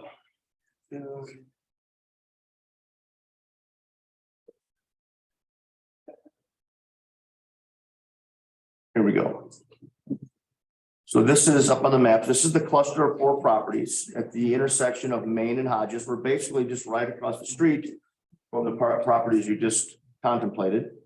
In fact, that house well, this is the property just looked at, so it's these 4 across the street. They're currently zoned CR, as you heard in opening public comment. They were platted as part of Hodges Run subdivision as CR, as retail. I do feel, only because it's come up a bunch of times and it's been mentioned, it was mentioned many times at the ZBA meeting and tonight. Residents do use the term, I've used the term soft commercial. It is true to say that's not a thing.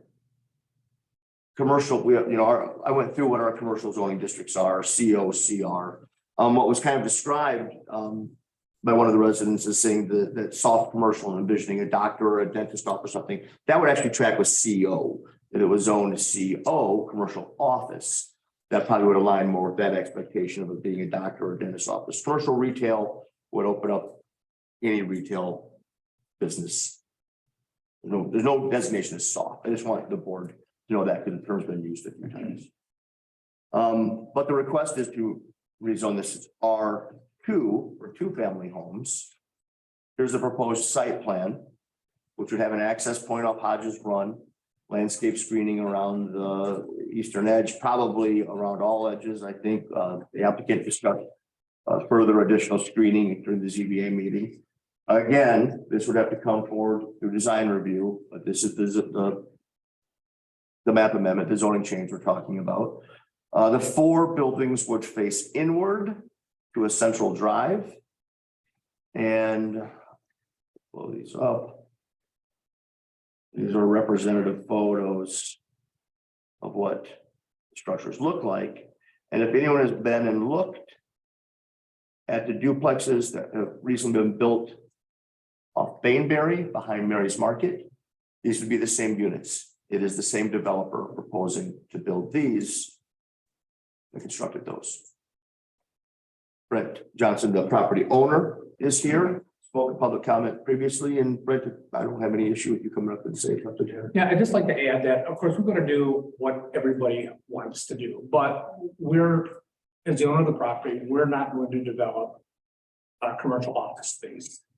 We're hesitant to develop anything commercial because right down the road, you notice the type of tenants that are there.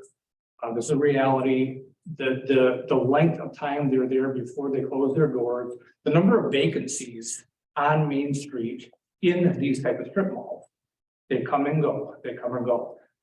Our proposal, and we are open also to moving the entrance to Main Street to curb anybody's fear or expectations of increased traffic.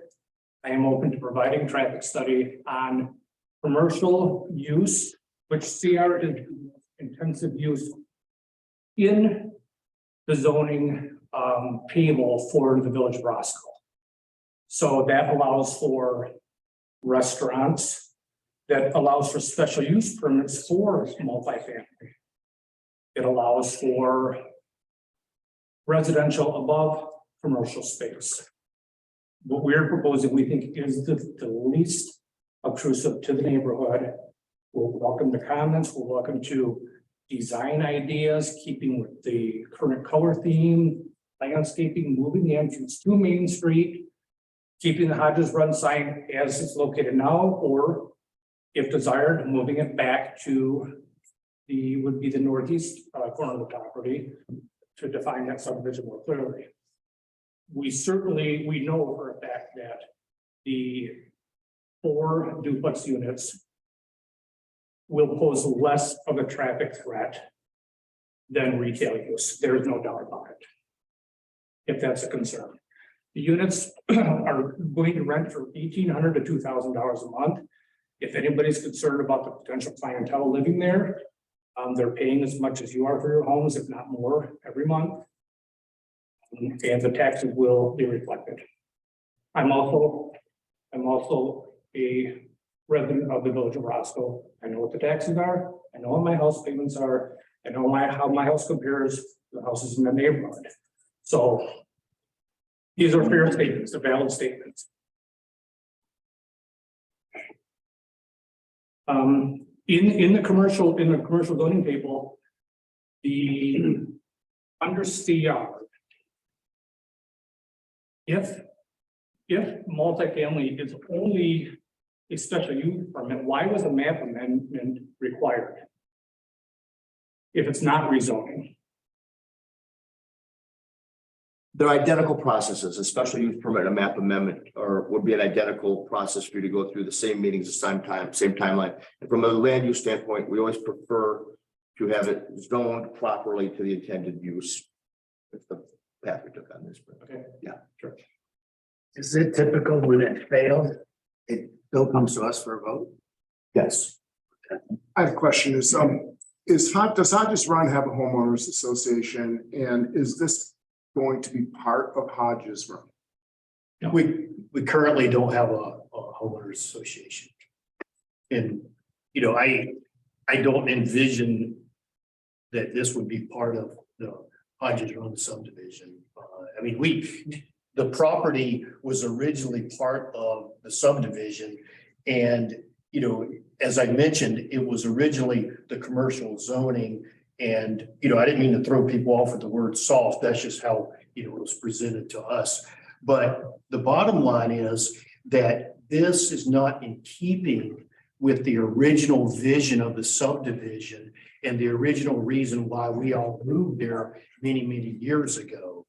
And, you know, if the economics have changed from building something commercial and then having to recoup by rezoning it to residential, that shouldn't fall on us as the homeowners. And, you know, the vision that, you know, the original developer saw was, as I mentioned, it was very progressive to have this, you know, multi-use piece of property that would have residential and then some commercial that would actually contribute to the downtown of the village of Roscoe. And, you know, if more housing units are built right on Main Street there, that opportunity. I think there's precedent set for this type of development. We can look across the street right out the front door right now and see the same type of development. Okay, this is nothing new to Roscoe.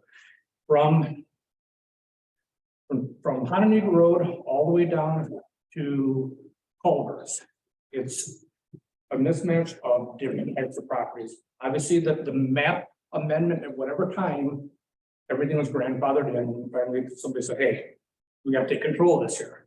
This is nothing new. This is nothing new.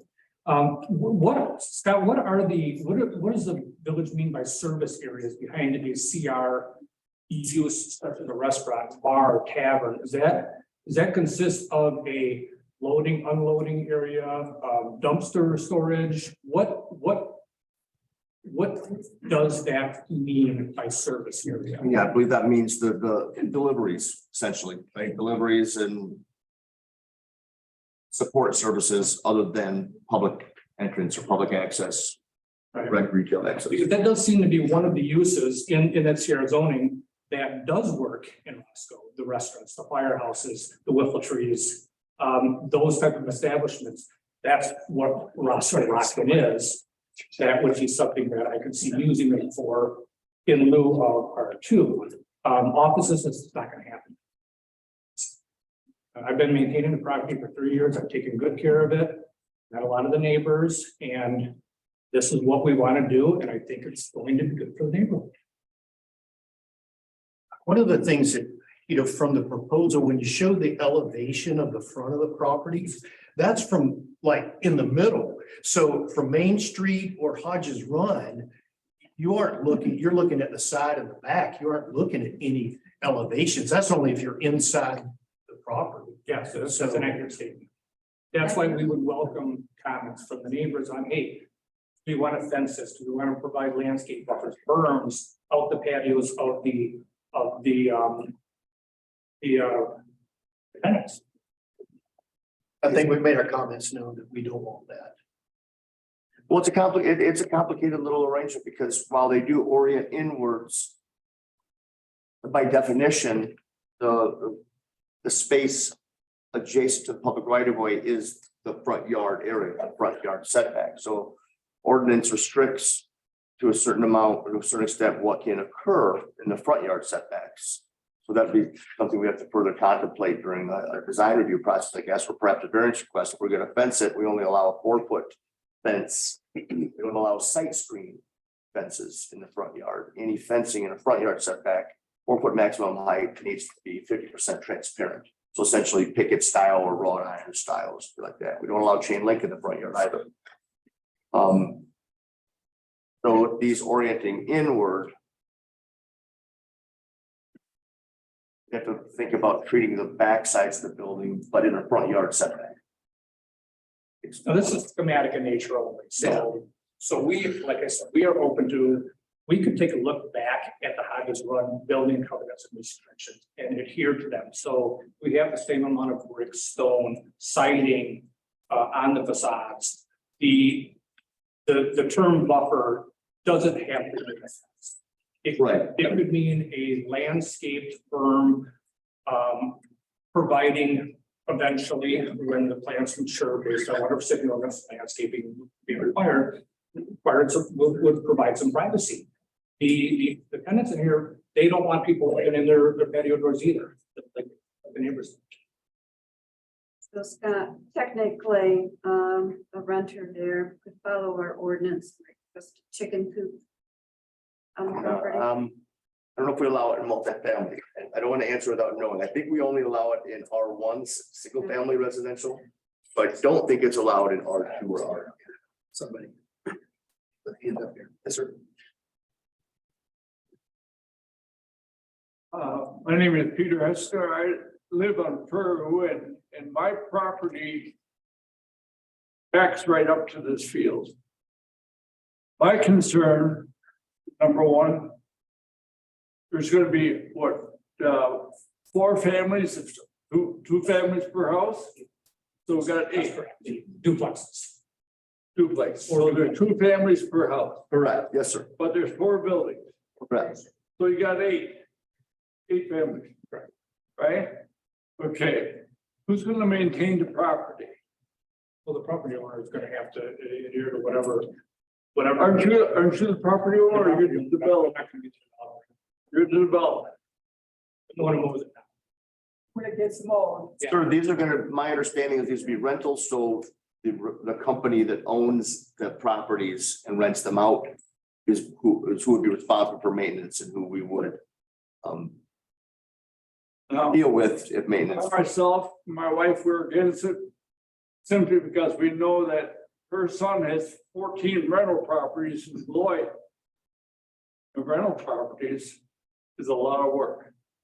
Because the tenants do not take care of it and you're constantly moving tenants in and out.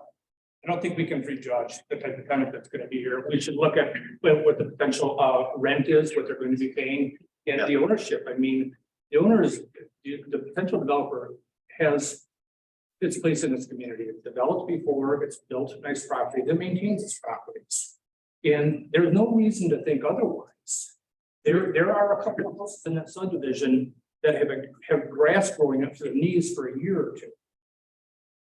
You're gonna be able to get a fire truck in there? In our, Huh. in Hodges Run. I'm looking at. I'm asking. Stop. I'm gonna have to, we're not getting into a back. I mean, Yeah, well, we're throwing out things that aren't germane to this discussion. I've maintained the Can property. we call the question? Maintain the property. No motion. Yes. We have other investors in other states. Can I ask one question? The people of Hodges Run, he owns this property. He's gonna put in a multifamily. He also stated he could put commercial in. So if he's gonna do something with it, is your preference that he would put, and we said we eliminated the term soft commercial, it could be any commercial, right? Would your preference be that it would be a commercial property as opposed to a multifamily property? Our preference is that it maintains the current zoning, commercial retail.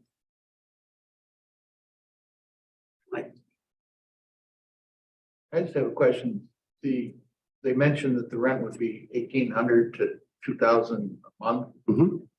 What happens if it's built and you can't rent it for those prices? You lower the rent. What happens at that point? The other question is that the vision that this board has for Main Street is to put housing on it? Brent, are you the seller of The the, seller, the current, you're gonna sell it to the developer once the building's? yeah, and the potential developer does have a waiting list. post-construction from his properties behind But Burger at the King. end of the day, you're in it to make money on buying. I'm selling. So I'm just gonna throw out, if I'm only elected here for 4 years, you can vote me out in 4 years if you don't like what I say. But I appreciate what you're doing, but again, this doesn't fit the vision I think that we have long-term for this community. You brought up a good point. Yeah, there's a hodgepodge of things here. Why? Because it lacked a comprehensive plan that anybody ever executed on. And our goal is that we are only gonna do that. One, we have to have the community who pays taxes involved, which fortunately people are showing up at these meetings now. And two, we need to work with the people like you that are taking the risk to do things. So we need to, I would say, postpone this so we can sit down with you and work on something that makes sense for you and the community. And I think that's where we all want to get to. So I can't support this, but that doesn't mean I don't support something that you might be interested in doing that would benefit the constituents. So if you, again, you don't like what I have to say, you can vote me out for you. I'm open to all. I really am. I mean, that's why we're all here, right? With that, I will entertain a motion. Let's do a motion. Someone has to make a motion to. I'd like to make a motion to approve a map amendment from the CR Commercial Retail District to R2. For the former reference property. Right, Yeah. right. Motion by trustee Petty. Is there a second? Second by trustee Malaco. Any further discussion? Clerk, please call the roll. Simon, No. Flock, No. Malaco, No. Babcock, No. Petty, No. Wright. No. The motion fails. 6-0. That's my agenda. There we go. Page 202. We have a second page of the agenda.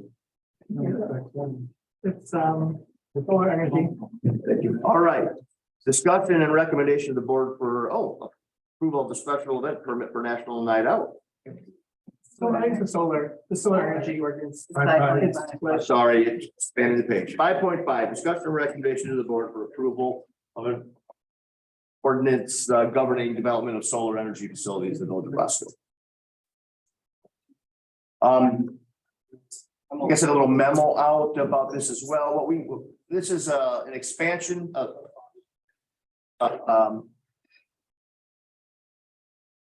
a revision, an expansion to our current ordinance as it applies to governing solar. Right now, all we do is have ordinance that regulates solar as what we call an accessory use, not as a primary use for property, meaning that if a home or a business wants to put solar panels on their roof or in their yard, we have ordinance that governs that, right? And historically, we have issued permits for ground mounted solar.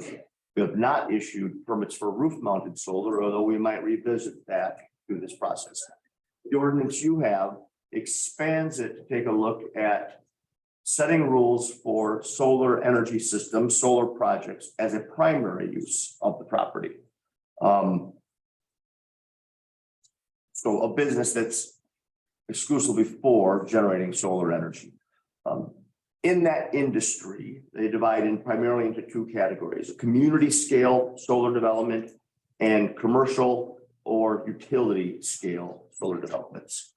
One thing I've learned, even since helping assemble this draft ordinance, I had put in a couple different thresholds, but one of the thresholds I had was a size requirement that at 10 acres or more triggered the definition between commercial and utility scale. The way they're operated and run affects what they are too as well. I've since learned that I probably undershot it at 10 acres, and that really the state regulated definition is by power generation. So 5 megawatts is the transition. So commercial community scale solar farms generally do 2 to 5 megawatts, anything 5 megawatts and above falls into and is classified as a commercial / utility scale. So in this ordinance, we'll clean that up to make that one of the defining thresholds. Also, generally speaking, the need is 5 to 7 acres per megawatt generated. That's just kind of a back of the envelope rule of thumb. But so we'll probably, rather than we'll maybe list that as a reference, as an anticipated reference for land usage, but the ordinance will use energy production as the threshold to differentiate between community and commercial scales. Some important factors in this. One is where we're saying they would be allowed. The community scale, which will be the smaller ones, and operated on a subscription basis. The way a community scale solar installation happens is that they build the facility, the solar panels, generate power, and people buy a subscription to be part of this. Individuals or companies, I believe, could do it as well. And I don't think the idea is truly that power is being sent to your house. They're not connecting those panels directly to your house. They're generating solar electricity and putting that into the grid, but you're essentially buying credits that are generated by that farm. And you can apply those credits to your power bill. So you see a reduction in the supply line item on your electric bill. They're not super significant savings. The way it's been explained to us so far is that on the supply line item, you have transmission and generation as two different components of your bill, but on the electrical supply line item, participating in a program like this might save you the equivalent of 1 month's bill, 1 month's bill of the supply. Right? So that's sort of the percentage of savings you might be looking at participating in this. Commercial utility scale is totally different. That is a much larger installation that's generally putting together solar for a specific direct user. The solar field up next to all world machinery would be considered a commercial or utility scale, I'm sure, based on its size. But also just based on the fact that it's generating directly for one user. It is hooked right into their panel. And if they have surplus, they can sell that back to the grid. Right now, we're proposing that the community scale, the smaller of the two, be allowed as a permitted use in heavy and general industrial, and as a special use in light industrial and commercial highway, perhaps commercial general as well. Special use, we've talked about that a little bit. You've seen a little bit of it tonight. When something is allowed as a special use, that means someone has to come through the zoning board of appeals, through a public hearing, and to this body to ask for a special use permit to build that item, whatever it might be, that use. For the larger commercial / utility scale, we're recommending that only be allowed in industrial zoning districts, not in commercial at all. And then only as a special use, never just as an automatically permitted use. Part of the rationale behind that is, you never know, given the proximity of that commercial or industrial property and its proximity to potential residential. We don't have a lot of industrial next to residential, but it gives the opportunity to give special consideration to the combination of zoning districts. But also, selfishly, I will admit, we want to be mindful of property in the village developing to its highest and best potential and to its highest and best potential for revenue generation. Now, this is noble, certainly, and I think we all applaud the efforts towards the development of sustainable energies, and it's furthering goals that are set at a national level for clean power generation. But I think we want to make sure that we have a say in whether we feel a property is appropriate for it to be developed as a solar field, or if we say we really think that this is better for a true industrial use that's going to generate more in property revenue and more jobs creation. We have very little industrial general and industrial heavy. IH and IG, there's not much of that in the village of Roscoe. They found, no, I don't talk about that yet. We have an end user for another conversation. But there aren't a lot of open, undeveloped IG and IH. There's a lot of IL. We have a lot of light industrial zoning in this village, and we have a lot of it in desirable locations along the I-90 frontage and at the Rockton Road interchange. A lot of commercial highway and light industrial. I think that we, the village, should maintain some level of control through a special use permit process as to what we want to allow to happen. We did, well, I think very important language that is put in this ordinance is decommissioning provisions. What happens when they cease to operate or when if someone is no longer going to operate them? There's language in there that as a time period that would allow us to declare them no longer operational. I think it's if they're not run or maintained for a 12-month period, they're essentially deemed as abandoned. And then the owners have a 6-month period to remove everything, and that's all protected by a bond that gets established up front. So we have surety in place for its decommissioning. So someone can't just walk away from this. They would have to remove and restore the property.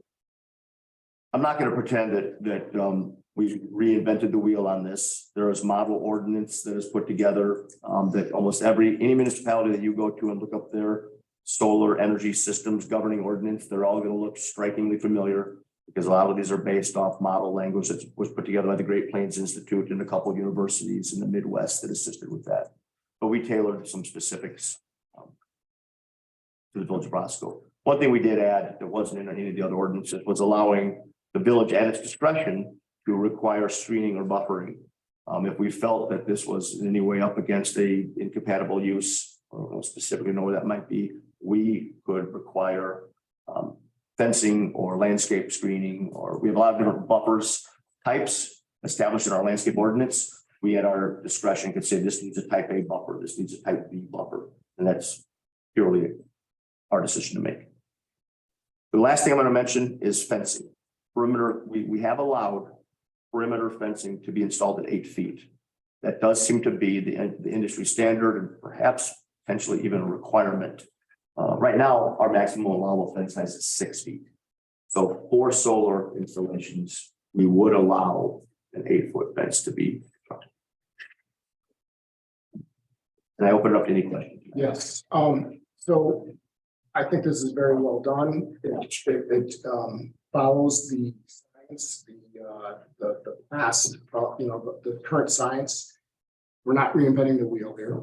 It's something that's been, I read, it's fairly vetted. It's the standard.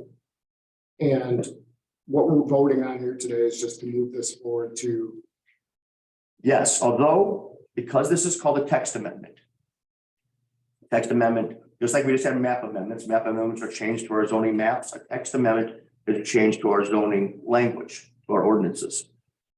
That has to have a special hearing at the ZBA. I'm sort of staggering these. I'm letting the committee of the whole discuss this and become aware of it now.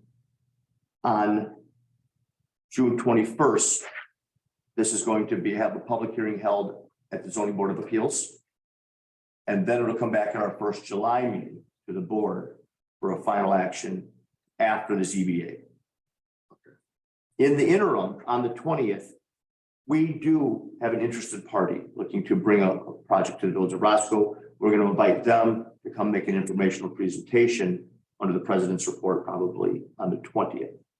But I wanted the board to have a chance to discuss this in the abstract and in a larger scale prior to talking about any specific individual project. So this draft that you're showing will be turned into or codified or moved to an ordinance. Right. It's not going to, this will be a template that we'll draw from, right? So it may not be verbatim. It'll be pretty close to this, but yes. Well, through the next couple of meetings, like I've already identified something that should be revised, right? And then we'll see if any other subject experts weigh in, or if any research anyone cares to do on their own, if they want to tweak anything. But no, this is actually modifying an existing section of ordinance. So what is it, 155.55 or something? I don't know.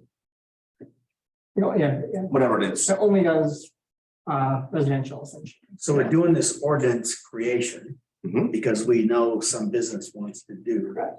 And right now, we don't have any way to allow them to do it.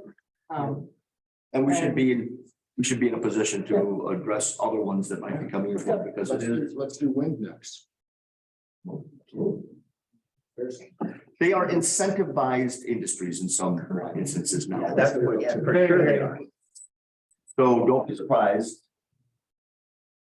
if other potentially come asking, but I think that, and I haven't done it alone, we worked as a team, but I want us to be protected so that we have as much authority and say over this possible forward. Make a motion, we move it on to the board. ZBA is at 5:30. Correct. 21st, Correct. Amiga's at 6, okay. Oh, I second Justin. okay. Motion and a second. Any further discussion? This is to recommend approval to the board or the ordinance for the ordinance, sir. Clerk call the roll. Right, Yes. Simon, Yes. Flock, Yes. Petty, Yes. Malaco, Yes. Babcock. Thank you very much. I haven't voted. He did. I didn't say. I waited for everybody to vote, but I have not said. Because we're just voting on the ordinance. So I'll say yes.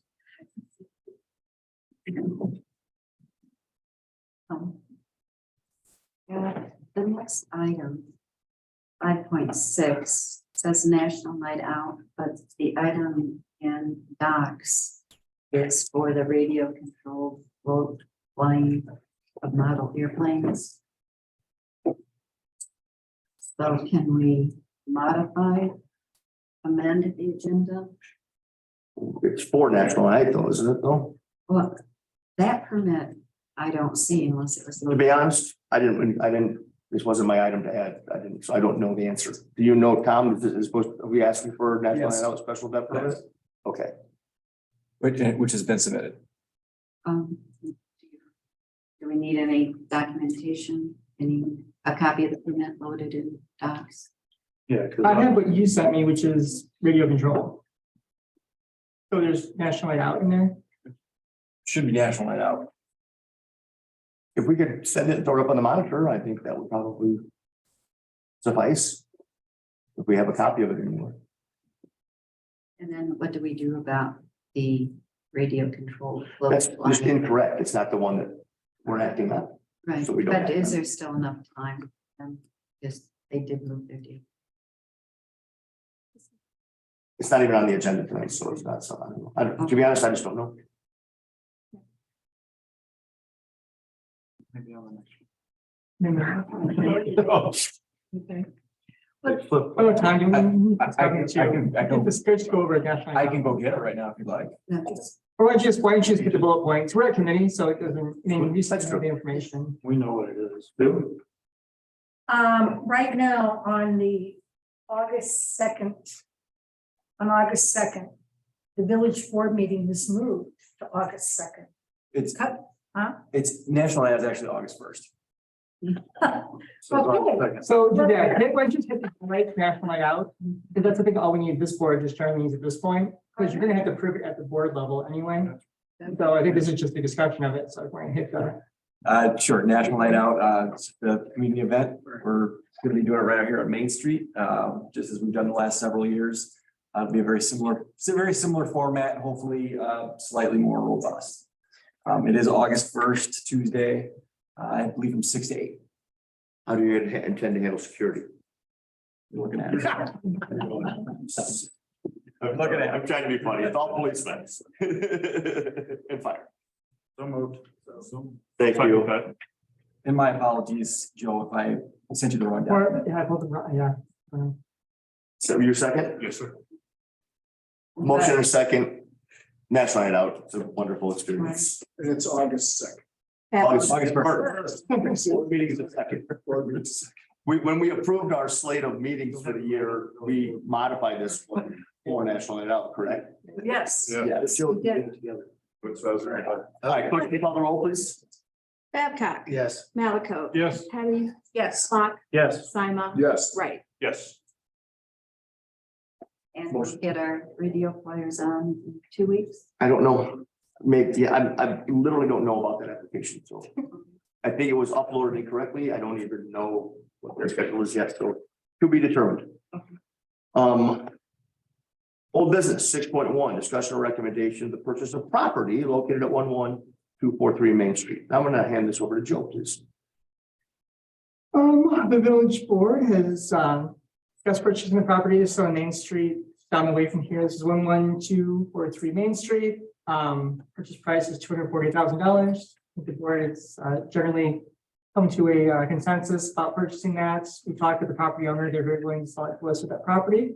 So we'll do is we'll be putting this, once we get approval here tonight, we'll get the agreement put together. I have them sign off on the contract, pending full board approval.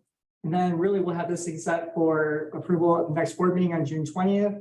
We'll get the title work prepared, and then the village of Roscoe will own a property right down the street, on Main Street here, which I think is part of their plan, I believe, to sort of working on Main Street and redeveloping Main Street. So that is the intention of this. And I don't think board members have any questions or discussion, but essentially just purchasing a piece of property down the street from here.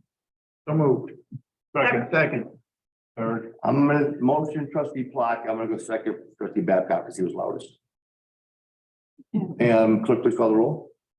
Babcock, Yes. Teddy, Yes. Malaco. Yes. Simon, Yes. Wright, Absolutely, yeah. Fox. Yes. Very good, thank you. You have space, but absolutely. Yeah. 6.2, discussion or recommendation to enter into an agreement for the completion of necessary repairs at Porter Park Cabin. Troy, why don't you walk us through that here? On the fall, we had contacted three vendors to give us a quote to repair maintenance on Porter Park Cabin. Two of them came through, gave us a quote. They were really off in price. And one of them did have a couple extra work, so we came back and put together, kind of combined everything, and I sent them back out to the two, and then the higher one of the first quotes did not want to give us a second quote. So we got our first, or we still have one quote back from FS Construction, and they went through everything that we sent them, filled out. They gave the quote for with new light fixtures and everything for $74,671. I don't know if you had a chance to look through everything, but it's one of the main things is they do corn blasting on the outside, takes away all the old stain, the rotten wood. Obviously, it's everything's gonna be stained, all new chinking, all caulking. Interior, they sand everything down from the one west wall that's leaking. They pre-stain that, stain everything. Another main thing is the ceiling is drywall, which is, you don't put drywall on a log cabin because everything kind of moves, so drywall's all cracked, and they're gonna do that in the ceiling. Caulking on the inside, chinking on the inside. This did include new lights and fans as well in the end? Yes, the village, they put in a extra amount of budget for new fans and light structures. And replacing some of obviously the rotten logs on the exterior. And they did give us a price in here for some of the logs that are kind of holding up the stairs. There's a couple that are split open. I think that's pretty much it in a nutshell of the work that's going to be going on in there.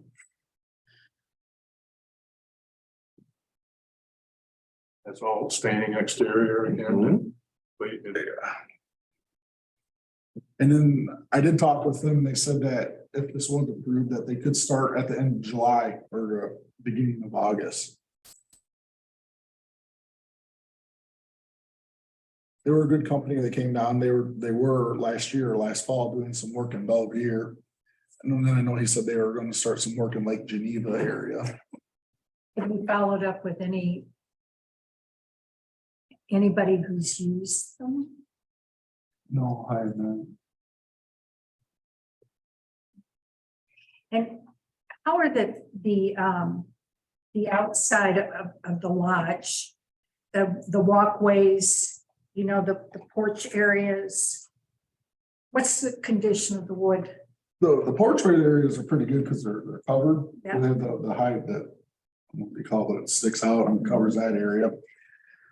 Probably the public works would replace the fence railing.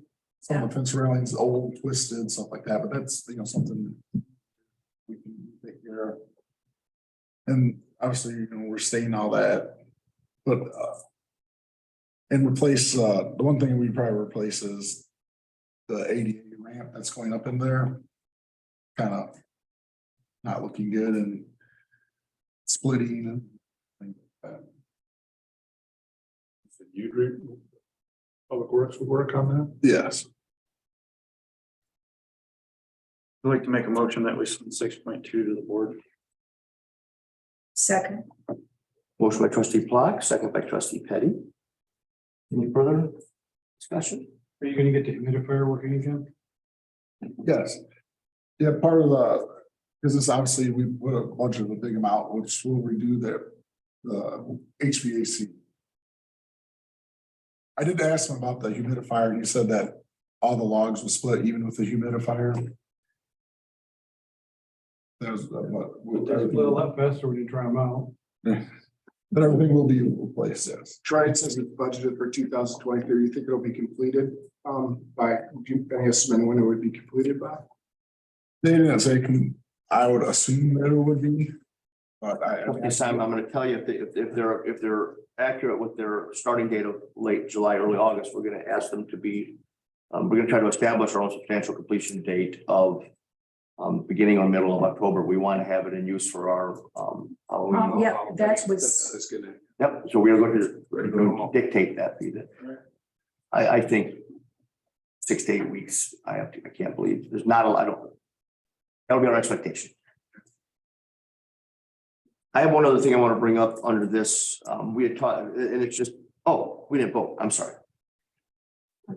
Just call the roll. Right, Yes. Plock, Yes. Simon. Yes. Malcolm, Yes. Babcock, Yes. Petty. yes, thank you. Thank you. I continue with Porter Park. Trustee Plockett asked about the parking lot. We had talked about and budgeted for a new parking lot on the other side of McDonald Road there on the new triangular piece of land we have. And we had essentially roughed out a 120 car parking lot just by mowing the grass and had a driveway access point that aligned with the access point into the park. We have asked Fairgram for a proposal to do all that design and permitting work. While we're not constructing in the floodplain, probably our stormwater management, it's a large enough parking lot that we should be following ordinance and creating some flat, shallow detention that will probably seep into floodplain, and we'll have probably some review permitting of that. We also will be looking at a pedestrian crossing from that parking lot into the park. That'll happen at that intersection, but we imagine that certainly being obviously striped, but also probably some sort of flashing lights as well. This was just received today, and that's not late. It just when they were able to get it together because it was a short notice asked. But we have a total survey, design, and permitting proposal of $32,100. I don't, unless someone feels comfortable, again, committee of the whole is not final action, that it would go to the board. If anyone felt comfortable recommending it onto the board, you could do so. But this just came tonight. I'm just making you aware of it, and we can certainly put this on the next committee of the whole agenda as well. I'd be okay making the motion to send it to the board, just because I know how long it takes to Design, this bid, and type, construction. yeah, and construct it. Hopefully we can have it done by October as well. Yeah. And how many stalls? 120. Did we get documentation on this? Is it somewhere in the packets? No, it just came in. But I can, let me move it over right now. there's time to look at it before our village board meeting. Yeah, no, I just reviewed. No, yeah, Yeah. you know what, when it came in, forgive me, when it came in, I meant to move it over right away, and then I'll put it in there right now, so you know. You'll learn that it is a very long process for construction. Well, because we're a municipality, because we are transparent in the award of these projects, there's a lot of steps we take in authorizing the bid, so we'll get them cracking. All right. That's about the design. I'll second Justin's motion. Thank you. I don't like building asphalt in winter. Yeah, You'll learn that about me. I just moved it into your folder, so Okay. I'll email it out separately as well. We have a motion and a second. Trustee Plock, trustee Simon. Clerk, you call the roll? Babcock, Yes. Simon, Yes. Block, Yes. Malco, Yes. Eddie, Yes. Wright. Yes. Thank you and thank you. Any other old business? We have some presentations for tonight. Can I make a motion? Yeah. First motion, can we hold over presentations? I will second. We have a motion and a second to hold over the presentation. Okay, all those in favor signify by saying aye. Aye. Any opposed, same sign? Any further public comment? I want to thank the board for listening to all of both sides of all of these issues and really taking the time to absorb that, ask the right questions. Well, thank you for doing that. And we really look forward to the vision of Roscoe going forward. So thank you very much. Thanks, sir. Thank you. you. No need for executive session. Is there a motion to adjourn? So moved. Second. Trustee Petty, second trustee Clark. All those in favor signify by saying aye. Aye. Any opposed? We are adjourned. Thank you. Oh, We're adjourned. I know. I had a comment. Yes, I'm sorry. Go I was on. on the board not too long ago and Yes, sir. talk about replacing these chairs. Now that I'm sitting out here, why didn't we take that? Duly noted.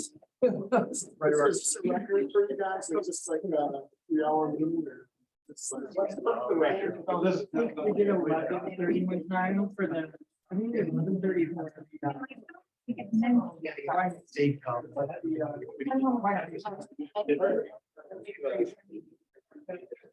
That's a good thing.